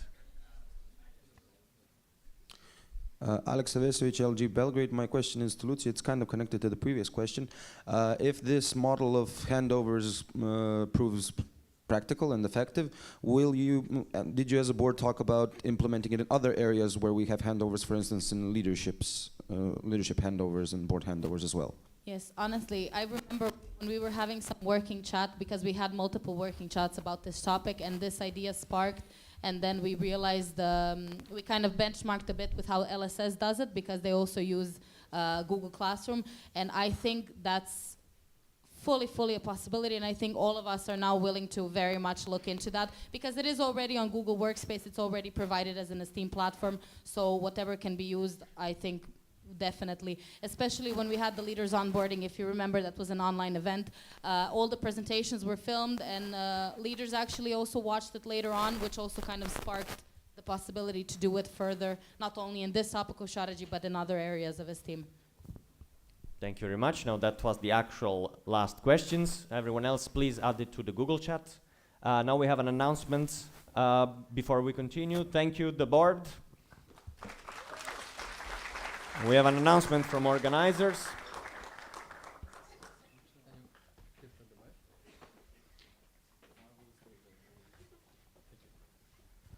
Good morning, everyone. Now we will have the coffee break, and it's important that you keep with you your cup that we give you at the beginning of the registration.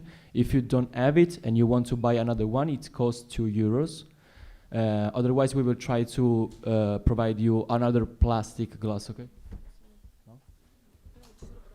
Just for today. In general, it works for all day. Keep with you your cup, okay? Thank you. Okay. Then we have another announcement about the invoices, because you will find on the registration table some invoices. If you see your name, you can sign 2 copies. One is for you, so you can keep it, and give the other one to us organizer. But please do not ask for your name, because searching your name through the invoices is a longer process than just seeing and signing. So thank you. Okay, thank you, organizers. As you heard, okay, we have another announcement. For all the leaders, please take the invoice, and please take the invoice. You will need it soon. Now we have half an hour, So now it's coffee break time, and see you back at 11:10. Before getting up, 11:10, not 15, not 16, not 11. 11:10. Yes? See you in a bit. Thank you.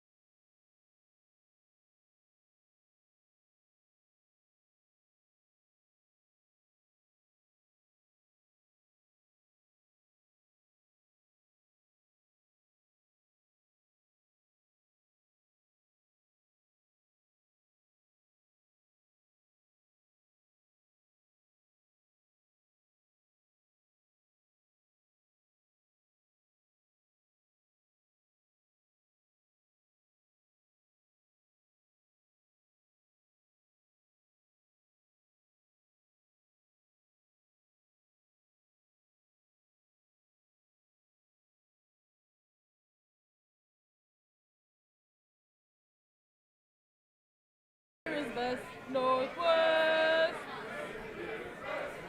west.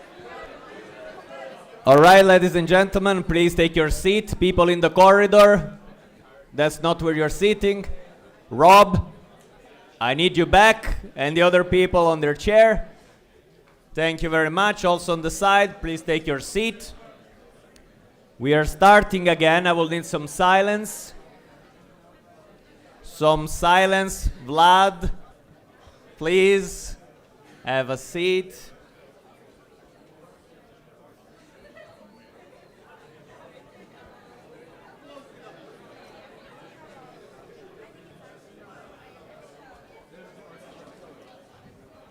What's the name?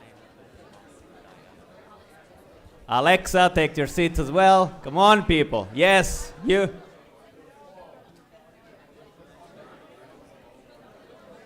All right, people, we are starting. Silence, please. Yes. Silence, that weird thing. I open agenda point 28, board proposal, dashboard and topical strategies. And I call Hannes to the stage.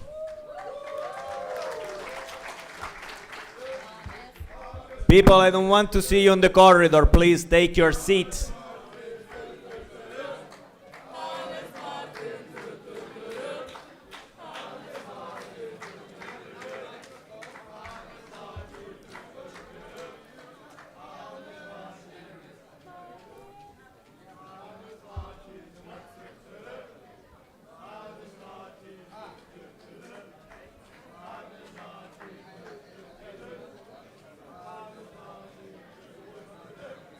Is it? It is. Technical issues or something. Okay. Giuseppe, can I give the word to the delegate? Yeah. Technical. Silence, please. Guys, who just forgot his sheets? Let's not have this as voting technical. sheets. Let's pass Yes? it on to the organizers to the left and stuff like this. Let's move it up. When it's necessary, we'll bring them. Thank you. Okay. Then I will start with the first, I think it's the first board proposal. And this time it's, please quiet down in the back as well. Thank you. I will try to keep it quick. So as I said, the Esteem dashboard is a lot of different metrics in a lot of different areas that are trying to summarize all of Esteem. During the year, we worked with this dashboard, filled it out once. The previous board filled it out at the end of their mandate. And during that time, we noticed as when we looked at the data there that some of the metrics might not make that much sense, how they are worded, or might make more sense if they are split, or maybe don't give enough information about the area they should summarize. So that's why we propose some changes to the dashboard that, in our opinion, give a better overview of how Esteem is doing when they are filled. First, there is an Ilium post, as always. That goes over all of the information because I will keep it a bit shorter. So if you want some background, this Ilium post gives you the information. And we are having a few areas in the dashboard. So it's structures and areas, and then sub-areas, and then metrics. And first, we will go on the area 1 activities in the sub-area 1.2 events. And there is this proposal. So we want to modify a few metrics to be precise. Metric 1.2.3, average NPS, 1.2.4, average participation fee of events per day, 1.2.5, average number of days per event, and 1.2.6, percentage of participants of events filled out the feedback form with the extension in the definition, excluding alumni, external and central events, meaning that they are only focusing on service events because we believe that that gives the best picture on there, because in a lot of cases the alumni external events don't get feedback, are very different to our normal events, and also the central events have very much differences. So here we believe a focus on just the service events gives the best picture of the quality of events and how they are doing. Then in the area 1.3, travelers, we also have two proposals. First, the metric 1.3.2, total retention in the STEAM events, online and offline, should be changed to just offline events. because after talking about this metric, it does not make that much sense to look at the retention of people that join an online event, because the network lives from people traveling, so we should track the retention of people that are going to a location and going again. And that is achieved with that one. A similar part is there with the measures 1.3.3, 1.3.4, 1.3.5, and 1.3.6, which is the number of travelers, the number of travels, the number of distinct applicants, and the number of new travelers in total, which are currently tracked in online and offline together, and we want to split them, so we have metrics on offline events and online events, meaning in the future there would be 4 more metrics in this case. Then the area 6, human resources. There we have 2 proposals for that. First, new area capacity. Oh, that's the second one, I think. No? Ah, that's the first one. Yeah, 4. That's a new area to introduce, capacity for development 6.4, which focuses on the trainers we have in the network, especially their availability and how many we have at that moment. Here we have currently 1 metric that tracks the number of active trainers. We want to split that up because Esteem has different levels of trainers that have different experience levels and can deliver different types of events and sessions. And we want to track each of them separately, so we have a better overview about the capacity of trainings Esteem can deliver. Additionally, we want to include 2 new metrics. So the number of TNT, training new trainers, event graduates, that would be how many new trainers we get in a given time frame, and also the number of trainers participating in above TNT level events, meaning training advanced trainers, which is a next level for trainers to develop themselves and become more experienced trainers, and also other training for trainer events that help trainers to be more experienced. So those 6 would be the new area here. This is also 1 proposal, and then the last proposal is the area development in the network 6.5, where we have first the number of service training events delivered, which are the events in, for example, a brain trainer or similar events where a local group is getting trainers that help them deliver the event.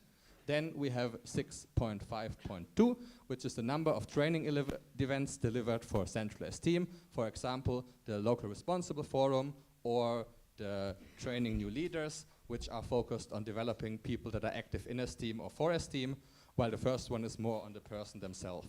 And the last one is training sessions delivered during a council meeting, because we also believe that as our biggest events are the council meeting, it makes sense to track there how many events we have over time, and maybe also take some actions depending on how that develops.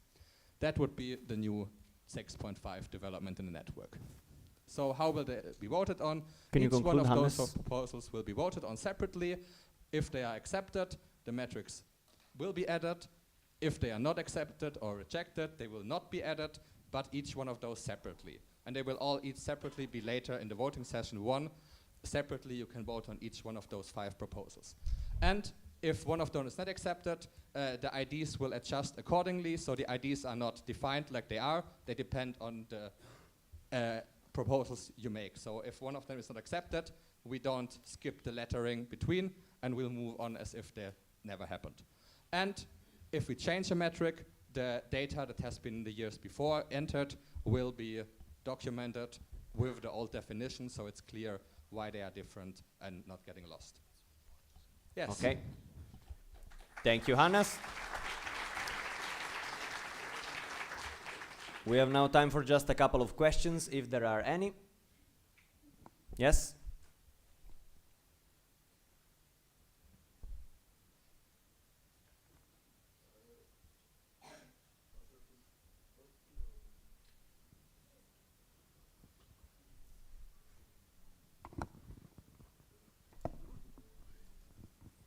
Nice swap. Yeah, I'm sorry, I'm bad with technologies apparently. Rodrigo Bastos, also reporting LG Milano. So if you could go back to the slide, the first proposal about the events. Yes, exactly. So you mentioned like calculating the average participation fee of events per day. The thing is, have you studied if it grows proportionally with the amount of days, or if it decreases? For example, an event with more days might manage to have lower participation fees. Thus, it would not make sense to compare longer events to shorter events. And is any adjustment being planned for that? Thank you, and this will be the last question. If I understood correctly, you want about the average participation fee for events per day. That is currently the one we track, the one we have data on, and I don't have any analysis on if the amount of days influences that part. But the voting here is also not focused on this part, but just like adding the definition change that it's only certain event types, but we already have that metric as the current metric to track there. So that would be a different change if we want to do it, but we don't have any data on if the data makes sense. Rodrigo, since you had a follow-up, in case, please add it to the Google chat if there is more. All right, thank you very much, Hannes. That's where you clap. Thank you.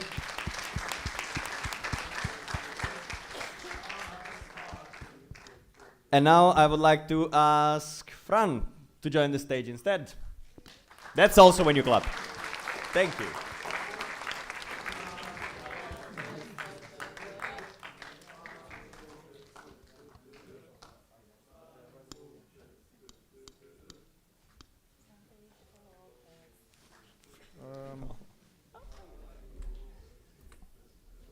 The presentation here.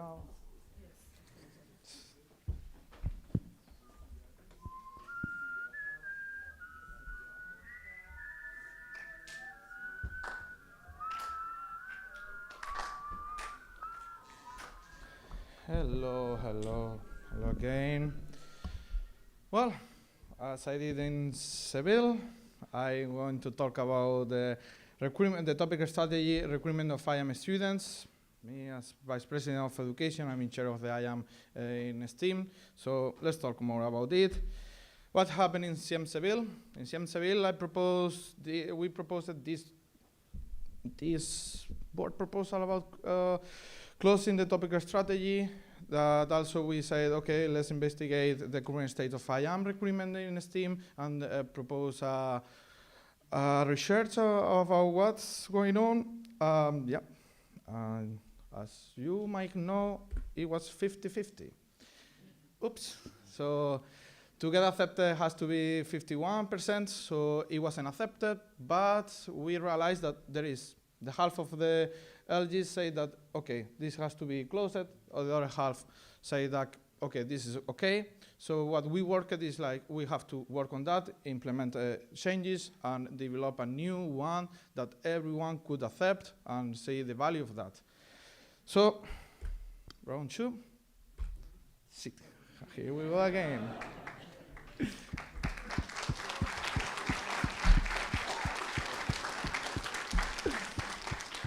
We have training. We participated. We did a session in the college, in the members forum.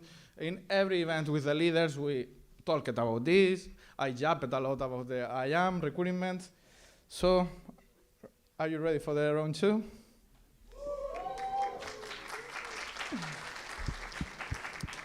Okay, so let's start with the text. Also, there is an e-learning post with all the changes, also with the previous presentation, the previous e-learning post for CM Seville, also with the slides that I did in CM Seville. So I recommend you to also check the e-learning post.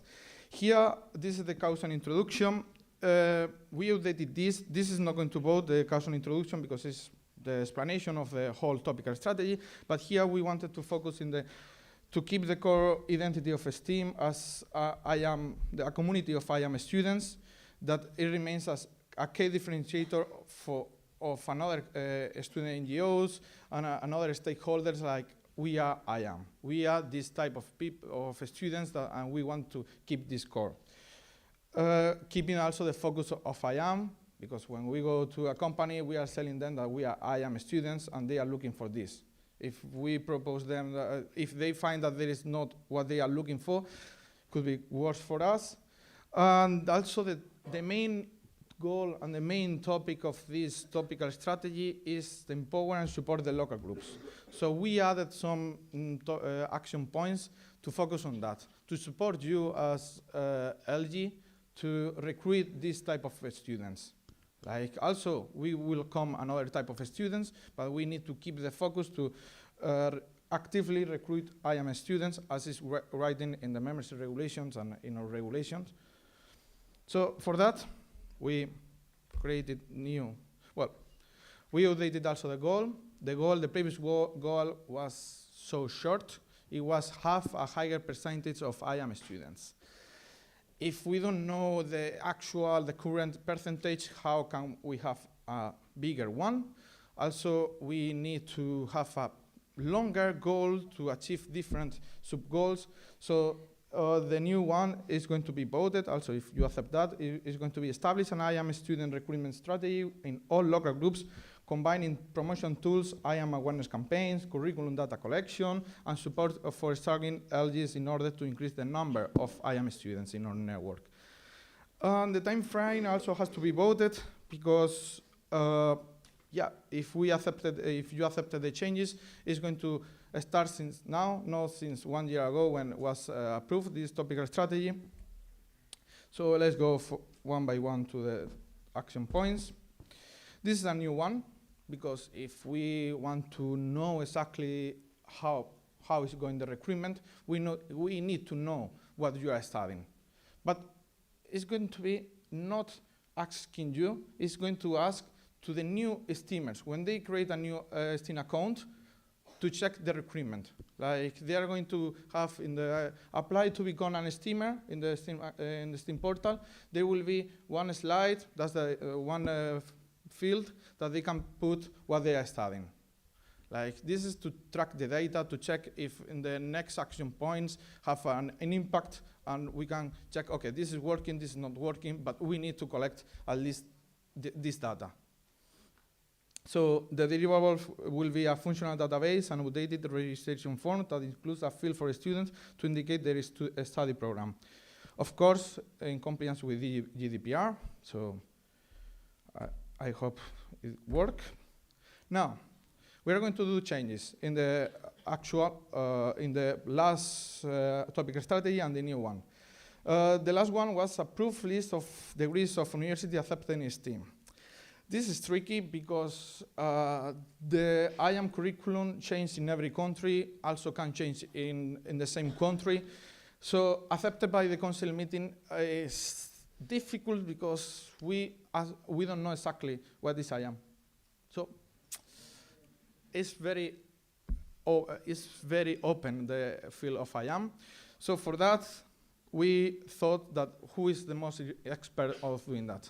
The professors, the universities, or stakeholders, institutional stakeholders, that they are the one that they are developing the new curriculums. So for accept a new curriculum, for accept the IAM curriculum, we need to create a group of professors, lead probably by the Vice President of Education, collaboration with MC, with the board in general, that they will decide and create a process to accept an IAM curriculum. And so we will not. Okay. Okay. Yeah. So yeah, they will create a group of professors that they will develop a guideline to accept an IAM curriculum. New action points and promotion of IAM in the local groups, like having a recruitment support package, including IAM awareness, like PRC, providing you materials to do university promotion, poster at the uni, that it could be centralized, and then you can translate that in your own language, but at least you have more materials to promote IAM. And also this note, something that happened in the previous one, that if you didn't achieve the first one, you couldn't go for the second one. So here we added the note that the first 3 action points can be done in parallel. From 1 minute of grace. Yes. Okay. Good luck. Yeah. So reporting also to the council what is the status done every year or every council meeting. I put every year, but to get to know what's going on in general. Now. New action points. Support to LGs is kind of similar, but yeah, we joined the 2 action points in the 5th one, that having an entity could be RC, LGSS, MC, to support the LGs who has a low number of IAM students. What is low? Could be in cooperation with the rest of the LGs. We can go to the lower one, support them, and then check if they are improving or not. But with personalized support. Then, Fran, we have no more time. Oh, we have 1 hour tomorrow to talk about this, but that's way better. But just to add this, also the quota was decided in the previous one, sorry for that, but here we put it if the data say that, okay, we need a quota, all the council meetings, all the LGs decide, okay, we have to have a minimum quota of 70-80% of IAM per LG, could be accepted or not, but it's additional, it's optional. Like the last two action points is optional. No, friend, let's have it tomorrow, the rest, because we're very, very over time now. Perfect. I can Not jump really, 1 hour. okay. Tomorrow 1 hour. Okay, thank you, Fran. Now Fran is banned from the stage, and we have instead Adrian.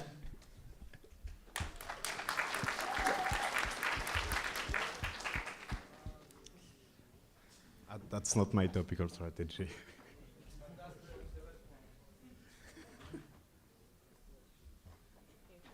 Thank you. So, some of you yesterday mentioned some valid concern that having one big grant as being our main source of income was a bit not sustainable. This is definitely a very valid concern, and in order to tackle it, we came up with a topical strategy, which is called fundraising in esteem. So, yeah, you know the drill. You can scan the QR code to access the Helium story with all the background and all the explanation, and also to have more information. So, why do we need a topical strategy? Well, Esteem currently has a strong financial position with its largest ever budget. For a bit of an overview, like if you look at 4 years ago, our budget tripled, almost quadrupled. So, well, it is a very big budget, and it's the biggest ever for the moment. But we still face some challenges with sustainable spending strategy and income sustainability. So how can we tackle them? Well, stay tuned. And then also, as I told you, we are very reliant on one grant. Around 60.2% of our income is coming from this grant. Also, like as mentioned, again, CR is not also the most reliable source of income right now due to the economic climate, so we need to find some solution. And last but not least, greater diversification and strategic pursuit of additional grants in Europe could also provide us with more sustainability in our income.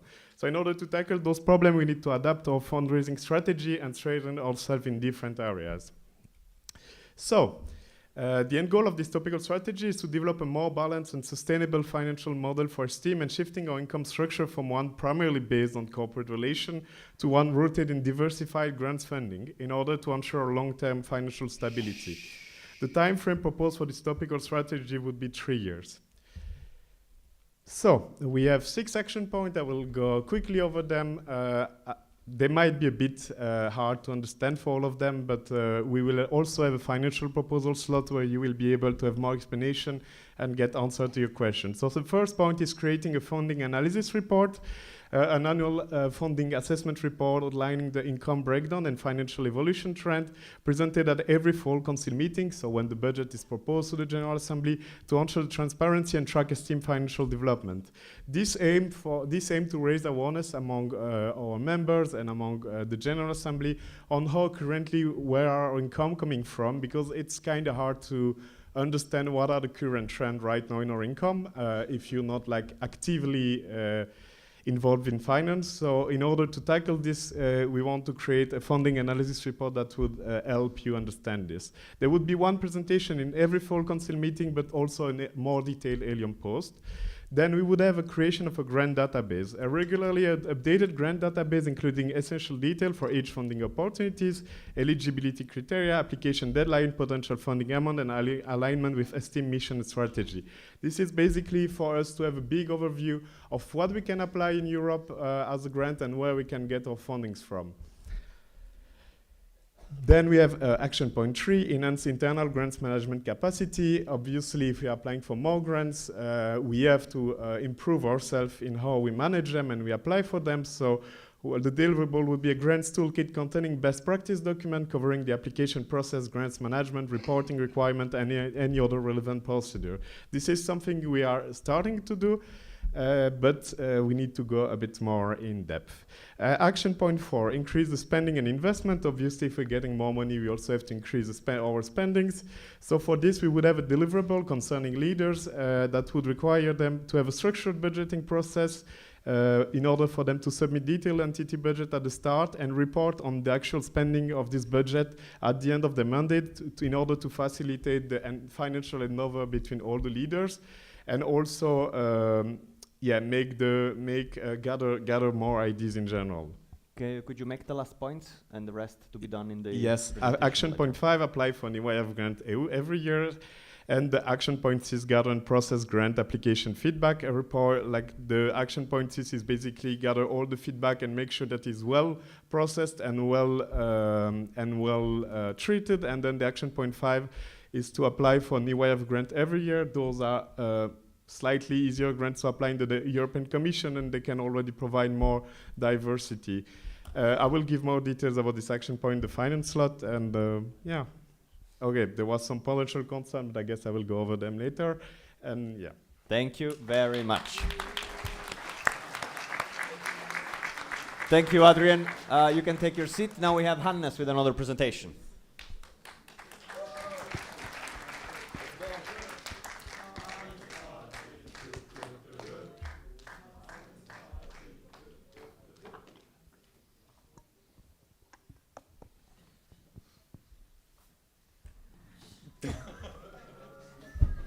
Okay, I will already start talking, so my time doesn't get lost. So this topic of strategy is about safety and well-being of participants in all the STEAM events, and a new topic of strategy. As you might know, we had a presentation earlier. We do already a lot of things, but we noticed in benchmarking with other organizations that they are a bit more developed in the structures they have to support for example, safety contact persons, but also on what happens if you report something, who is responsible for that, and how the cases get handled in a STEAM that's currently done by the board. And both of those areas is something we want to address with this topic of strategy. Ilium posts, you know the drill, take a picture or just search on Ilium. I don't have that much time. So the important parts here, it's a 3-year topic of strategy, and we have kind of 3 big areas. One of them is a safety team that is developing people to be safety contact persons at events and helping organizers with their event organization in that area, and also awareness in the network. Additionally, we have a kind of mediation body that is looking at cases and resolving them, and also in cases deciding on punishment for people that violate, for example, the code of conduct or harass persons and at events. And finally, it's also the aim to increase the awareness in the network and the accountability of people by implementing measures in that direction. I also have it later during a proposal slot tomorrow, so I will really not go that far into it. You can read on Ilium, or you can go to the slot there.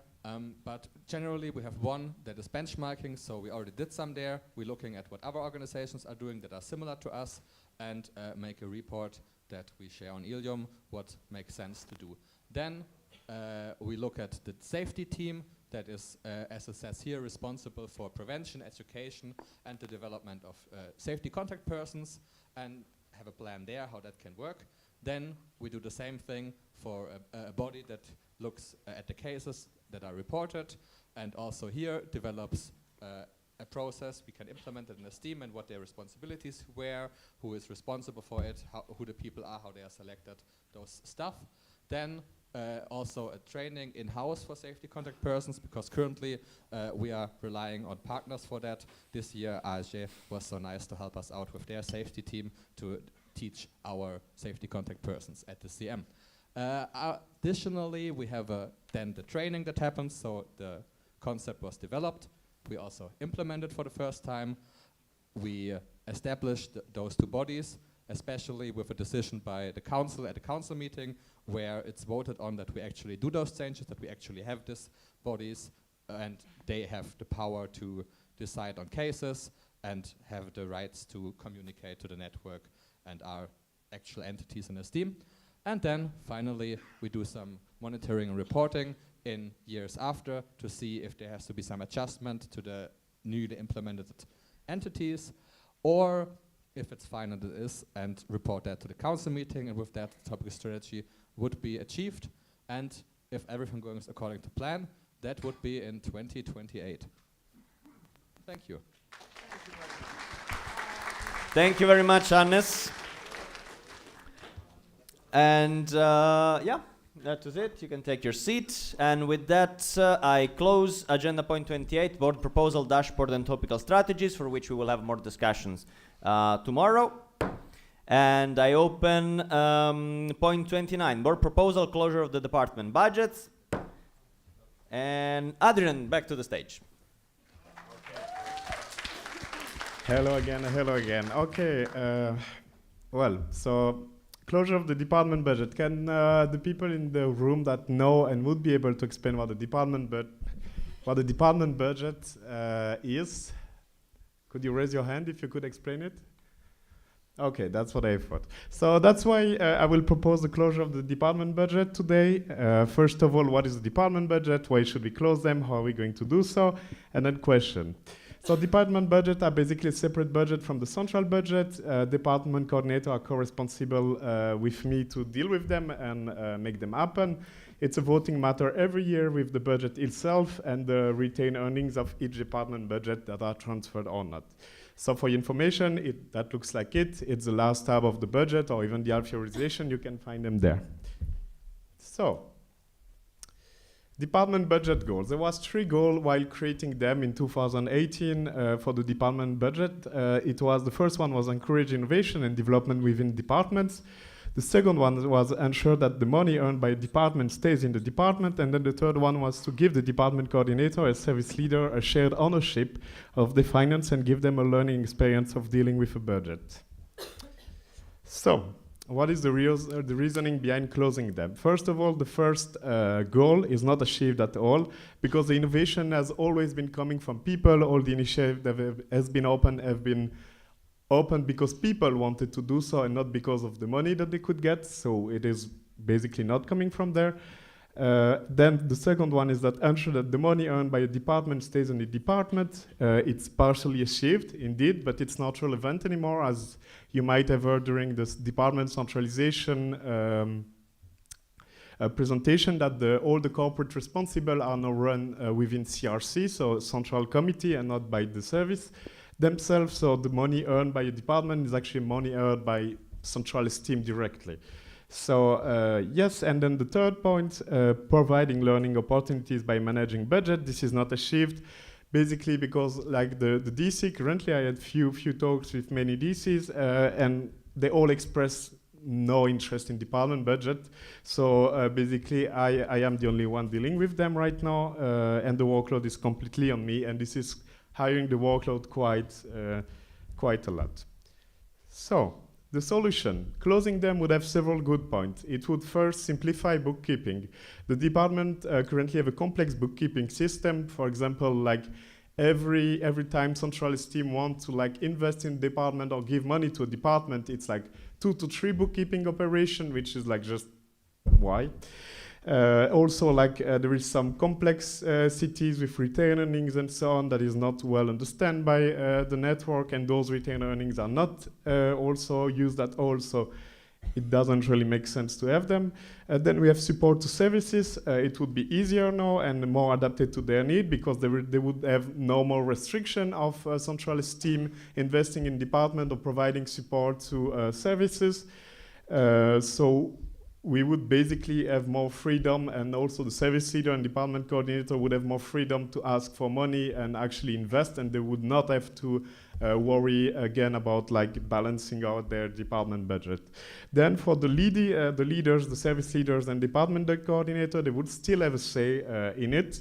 They would have regular budget requests like all the other leaders, and that would also simplify the task way more. So, if this proposal got accepted, all the points from the internal regulation that you're seeing there would be deleted. They're all related to finance of a department. So we would delete the point about having a department budget, the point about retained earnings, that they should be allocated to a centralist team, and that we should vote on them. We should vote on them at every fall council meeting. The latter proposal would be deleted from the internal regulation. If the new proposal on the internal regulation is accepted, you will soon have a presentation about it. It would be automatically added to the proposal. If the higher proposal is rejected, then this portion of hires would simply be deleted from the current internal regulation. That's it. And you, obviously, you know the drill. There is an alien post about all the reasoning that you can scan in order to get more information. Thank you very much, Adrian. You can take your seat. Thank you, Adrian. And I close agenda point 29, board proposal closure of the department budgets. Just for clarification, you're not getting question time because all of those will have their dedicated time tomorrow and you will vote on it tomorrow.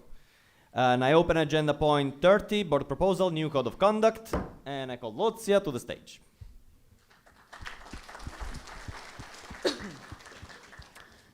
So hello everyone, today I will present to you the new and revised code of conduct that the board is proposing to be approved at this council meeting. So first of all, here is a QR code that you can scan and read through while I talk to you about the changes already, so you can keep up to date with the discussion and the whole presentation. So I will wait a second for you to scan it. So, why did we decide to change it, to do some modifications?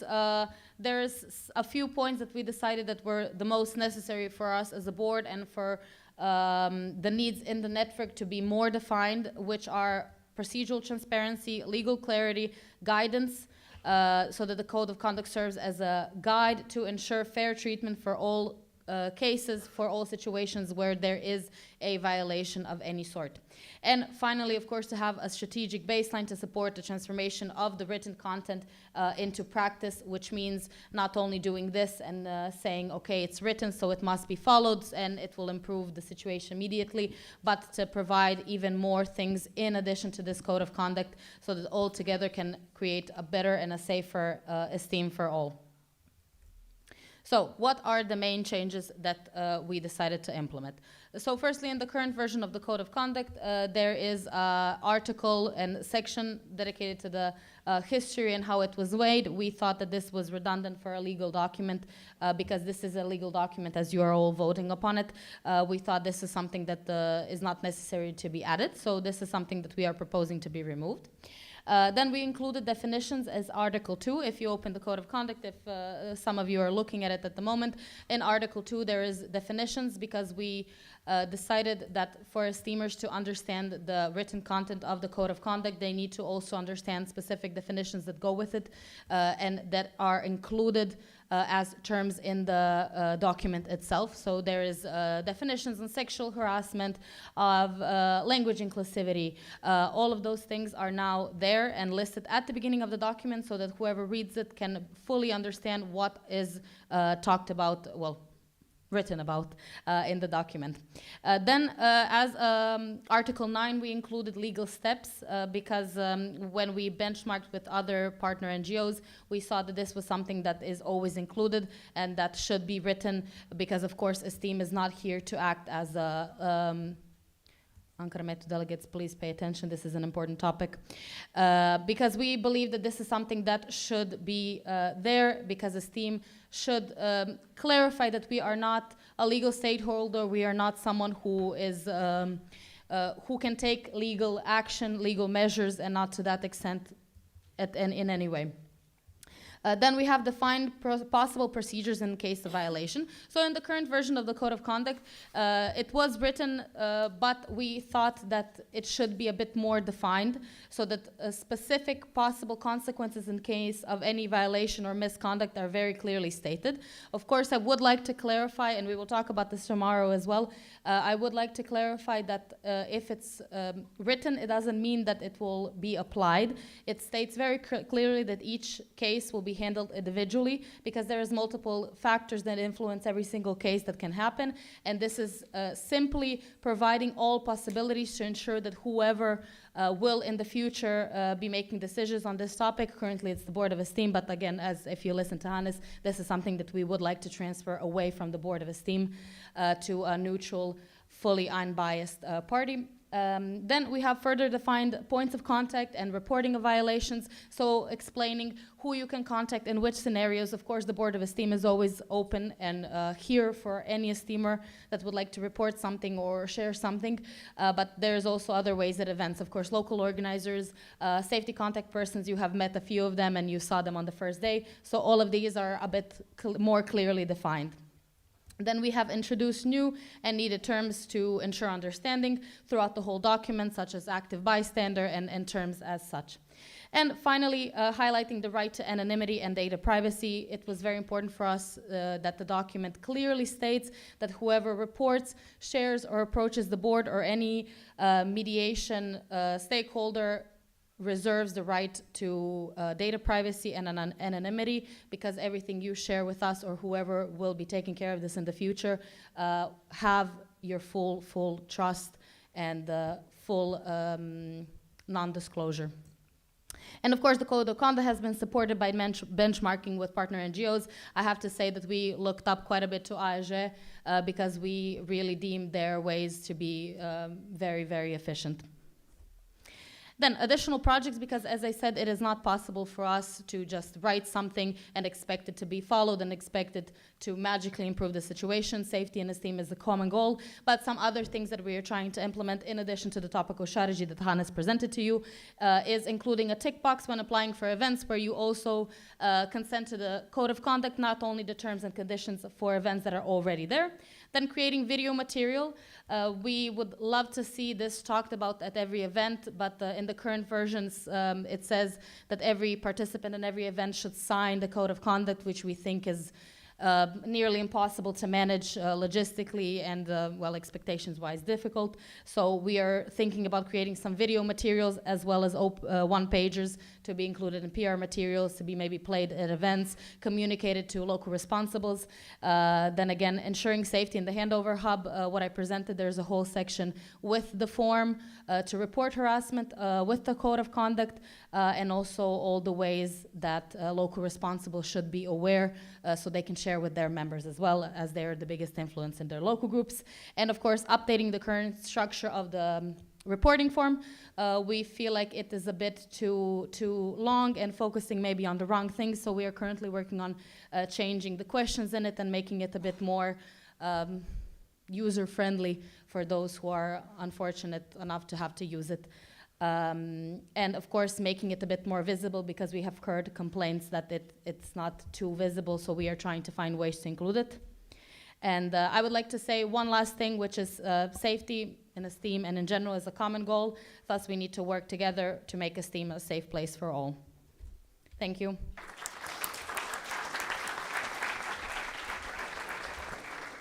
Thank you very much, Lucia. You can stay on the stage. I close agenda point 30, board proposal, new code of conduct. I open voting session 1. I just open it, we'll do it later, just to respect the order of points. And I open agenda point 32, board proposal, changes in the regulations. And we have Lucia on the stage with another presentation.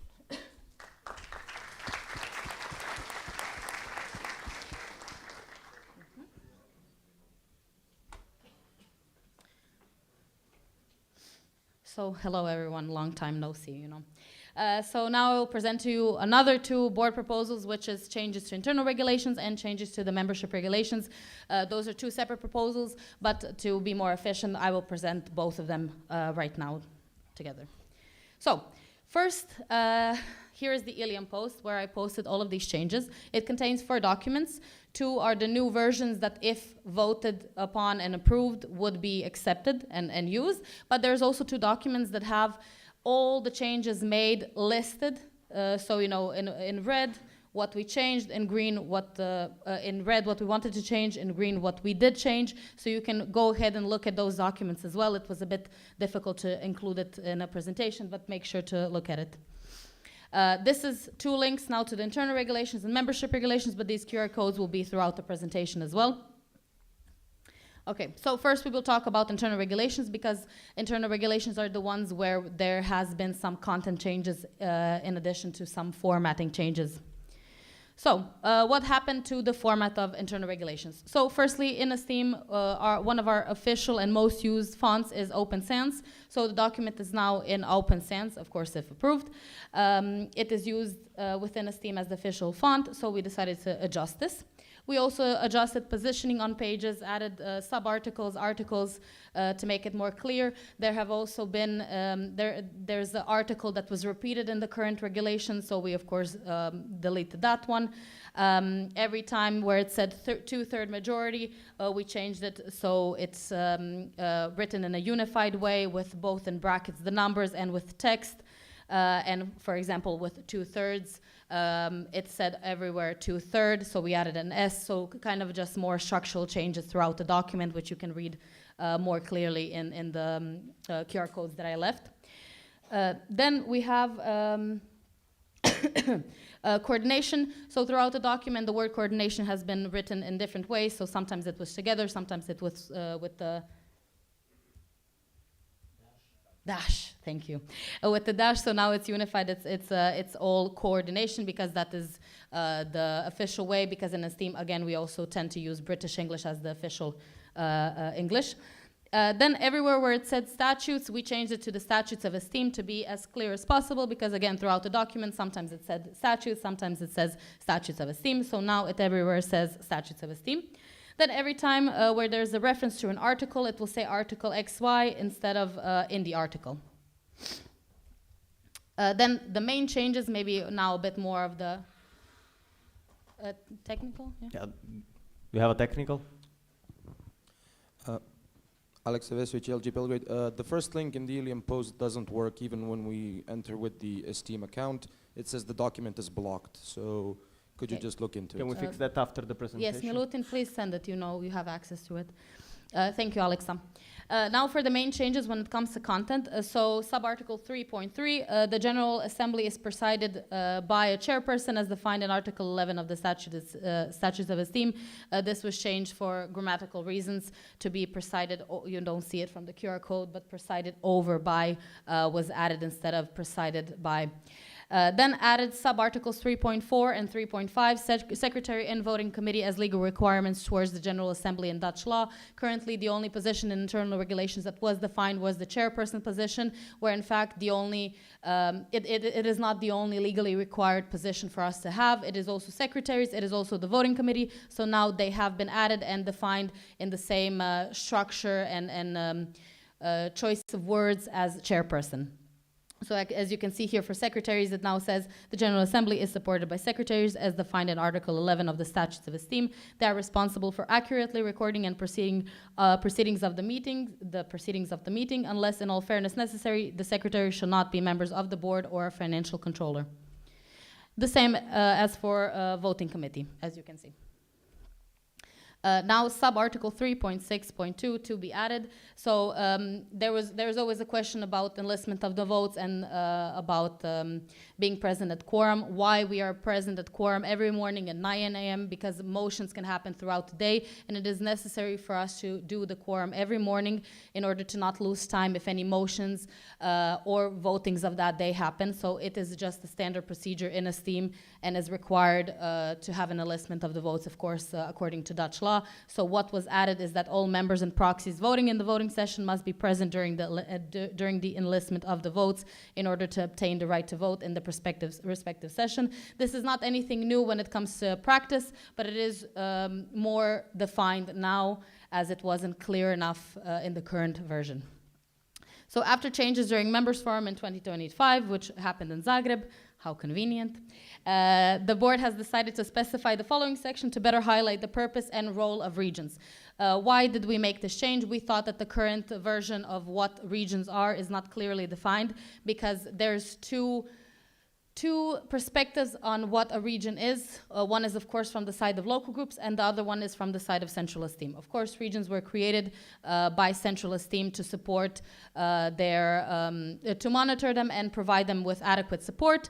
But of course, regions turn out to be way more, and local groups connect, and of course, you make friends, and there's another side that happens from the other perspective. So what we decided to add in Article 6.4.2 was the purpose of a region is to foster collaboration and communication among local groups. Regions serve as a structured channel through which central team can monitor development and provide targeted support to ensure the growth and sustainability of local groups. So a bit broadening it so it's more clear, so we incorporate all the reasons why we have regions, not only one.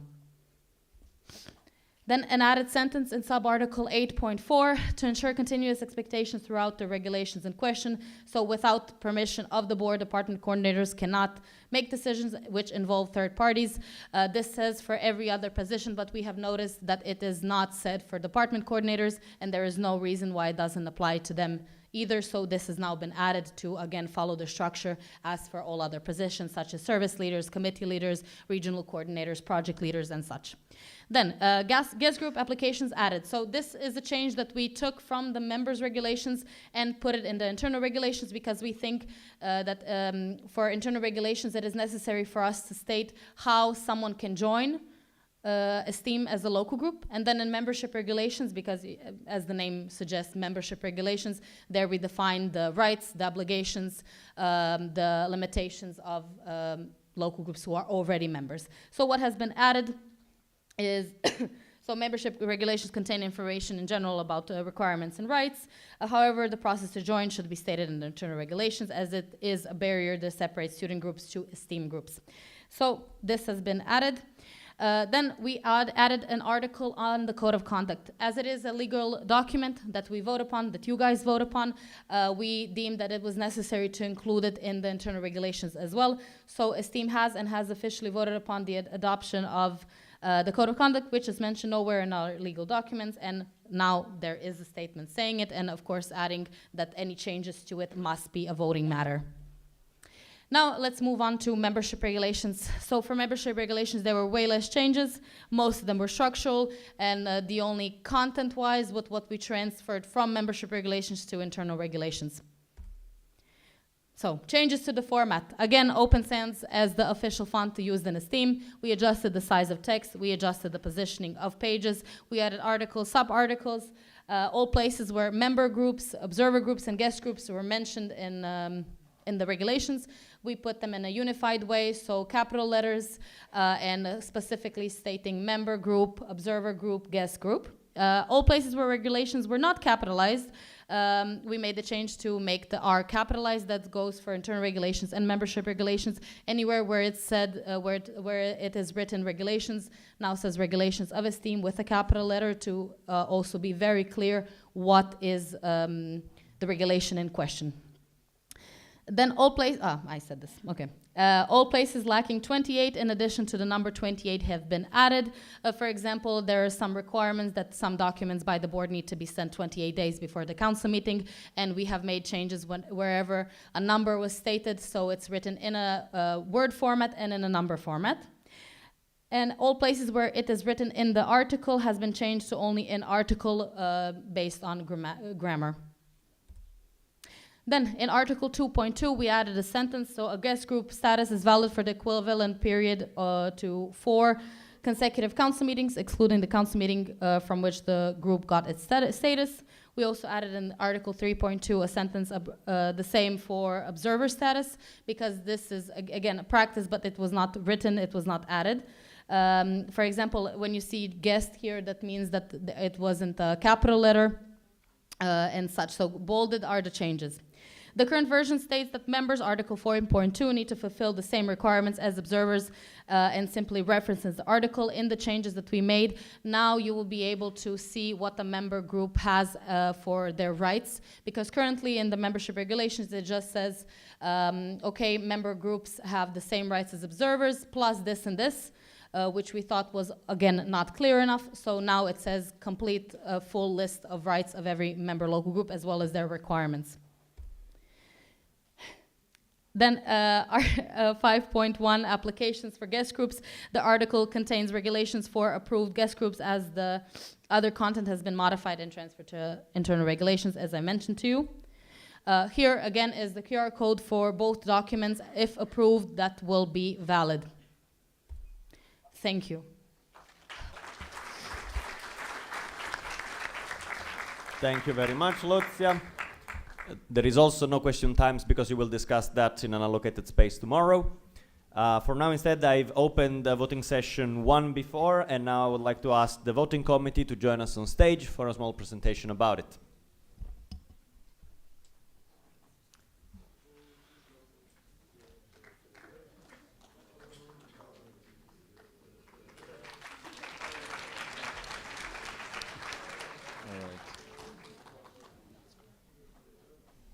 Lucia.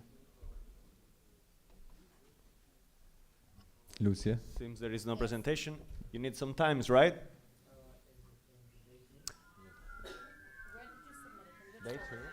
Let's have the Spaniards come really quick to the stage in the meanwhile.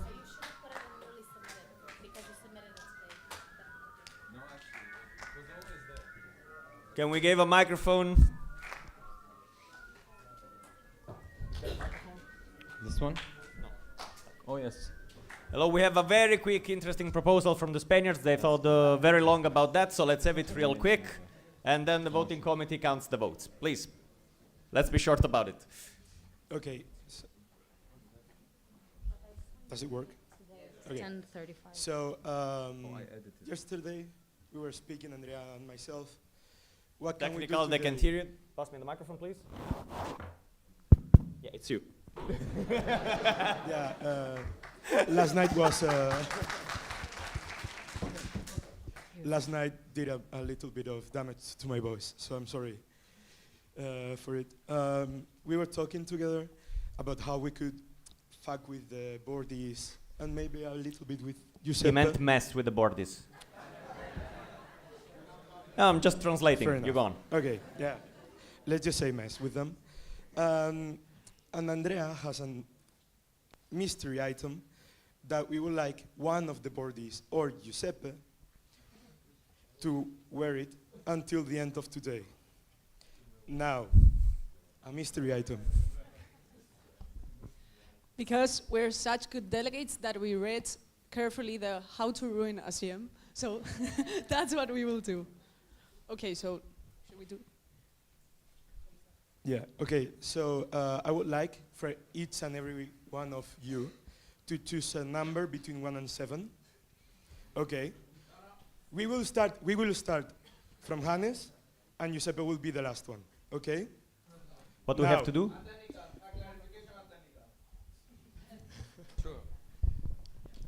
I want that you have a paper with the number writing before we say the number. Give me a paper and a pen. Okay. To approve that.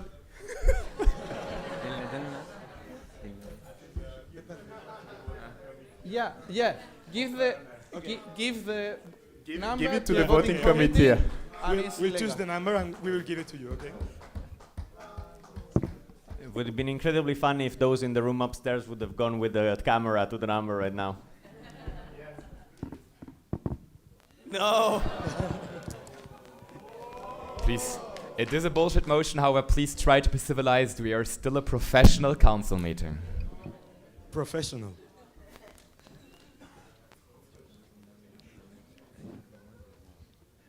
You should have not said it laughing.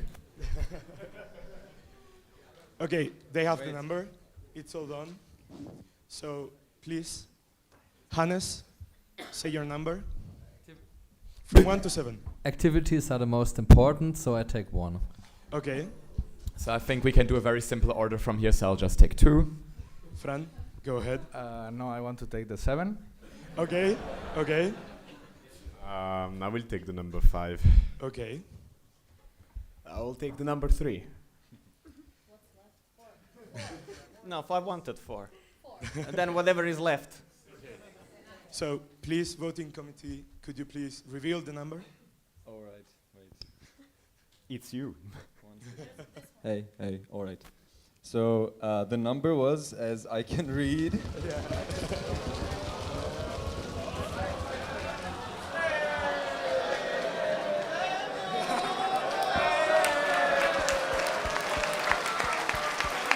It's 7, yeah.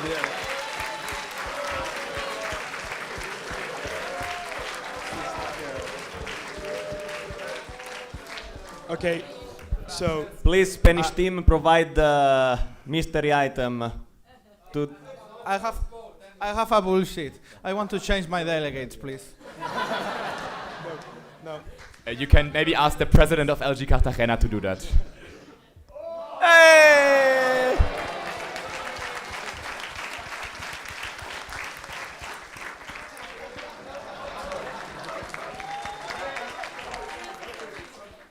Wait, we need to vote on this. Yeah, we have to vote. Either we can vote or we can accept that just everyone wants to see that happen. Let's just do it. Yep. So please vote yes. Yeah, it looks like a yes to me. Sorry, voting committee, for stealing your job.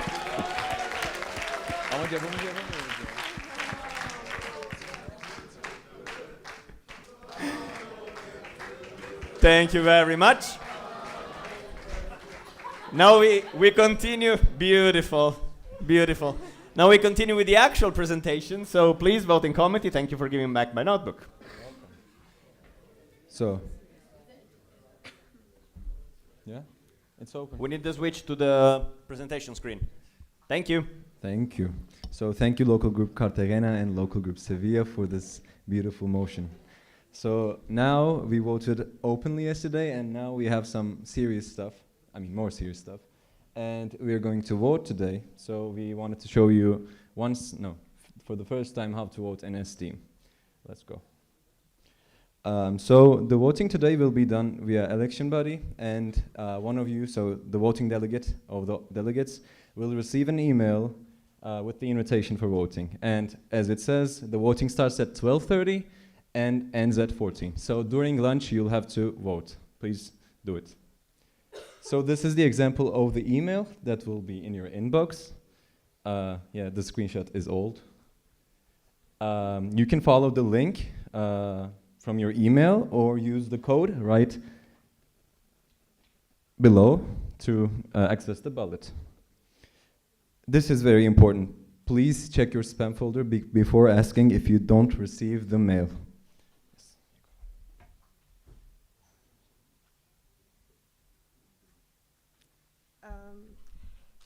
Just click on the option.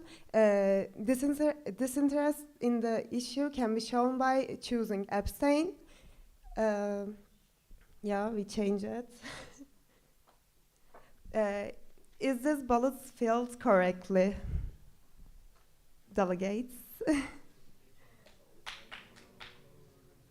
Is this ballot filled correctly? Yes or no?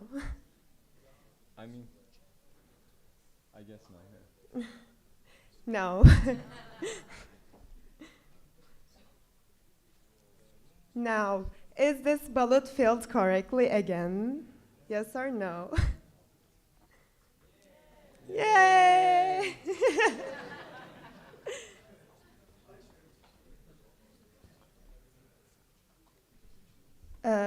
You verify and submit your voting, and then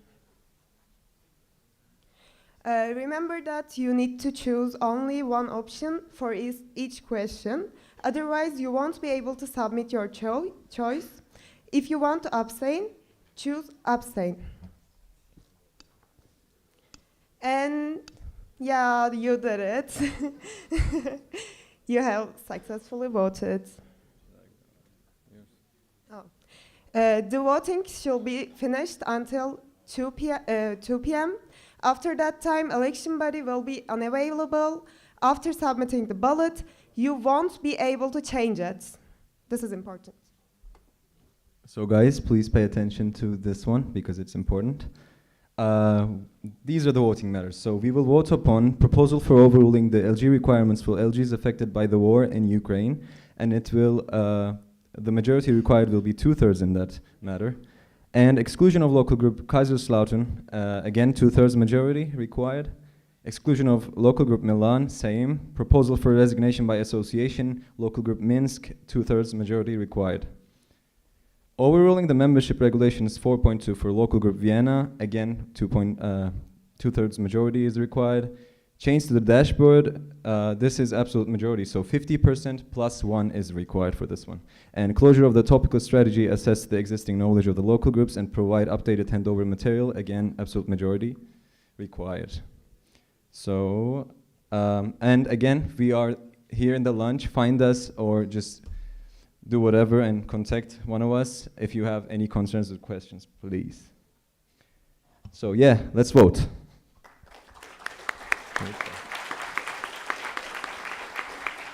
Thank you very much. We have just a couple of minutes for question if anyone has one. Please stand up in case. Yes, here in the front, the delegate. Just wait just a second for the microphone. Matthias Schrieb, LG Aachen. What email will it be sent to? It will be sent to the email that you mentioned in the voting form that you had to fill out like a few weeks ago, which is normally a private email and not your Esteem email. Please check your spam inbox if you don't have it. What's up? Please check your spam inbox if you don't have it, and if you don't have it, please contact me. Okay, now we have one from Lucia and then the delegate here on the left. Lucia first. I would just like to ask the local group, please, for the working groups and training sessions materials, please, during lunch, latest, provide them to the trainers and working group leaders. Everything that the trainers, working group leaders need, and also the local group, please talk to Cenk. Cenk, please raise your hand. Please talk to Cenk, he's the sessions coordinator. But please, during lunch, provide this to the trainers and working group leaders. Thank you. Yes. Hello, Adrian from Karlsruhe. This is more for technical and more for comment to local group Calabria. They send the lunch splitting, and the lunch splitting is not acceptable because we need local groups to sit together to discuss the voting things. So please decide a new lunch distribution and communicate that. Thank you.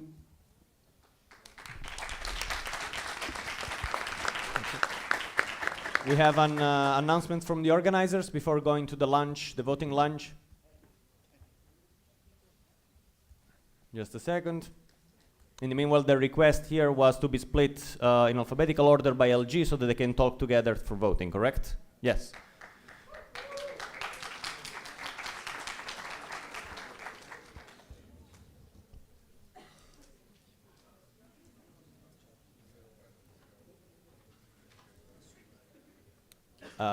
I'll just say it in Italian. Just excuse me for that. Stanno chiedendo di essere divisi in ordine alfabetico per local group. Ok, si può fare? Ok, done.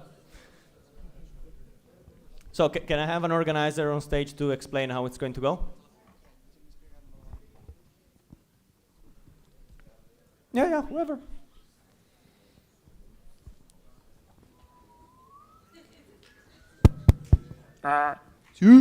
Okay. Yes. We are trying to figure it out how to split you in the best way possible. So I ask you to stay 2 minutes, sit down for a second, because we have to understanding how to split you in which kind of canteen. So be quiet and pay attention and be patient for 2 minutes. Just 2 minutes. Thank you. Be quiet.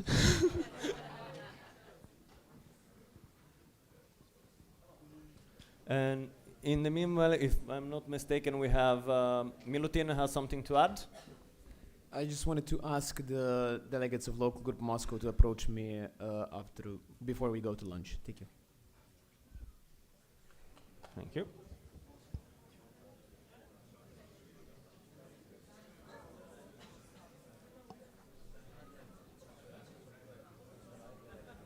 This sounds like the murmurs. Oh. Wait, it seems we have it. If we have it, no. Otherwise, yes. Calabria, we ready? Yeah, I don't trust the 1 minute anymore. So, do we have it or not? Yes, great. Okay. As I told you, 2 minutes has passed. From the local group, from letter A to letter L, I'm gonna go to this canteen. So Maisonette canteen. Okay. The others to the Martenson canteen, so in the middle of the bridge. Okay, so from local group from L to Z, us walk a little bit more. Okay, be on time. What? Okay. So be on time and have a good vote. Yes, thank you. And people, just 1 second more. Remember, you have to be back at 2. 2 inside and sitting on the chair, not to 10, not to 5. Enjoy the lunch.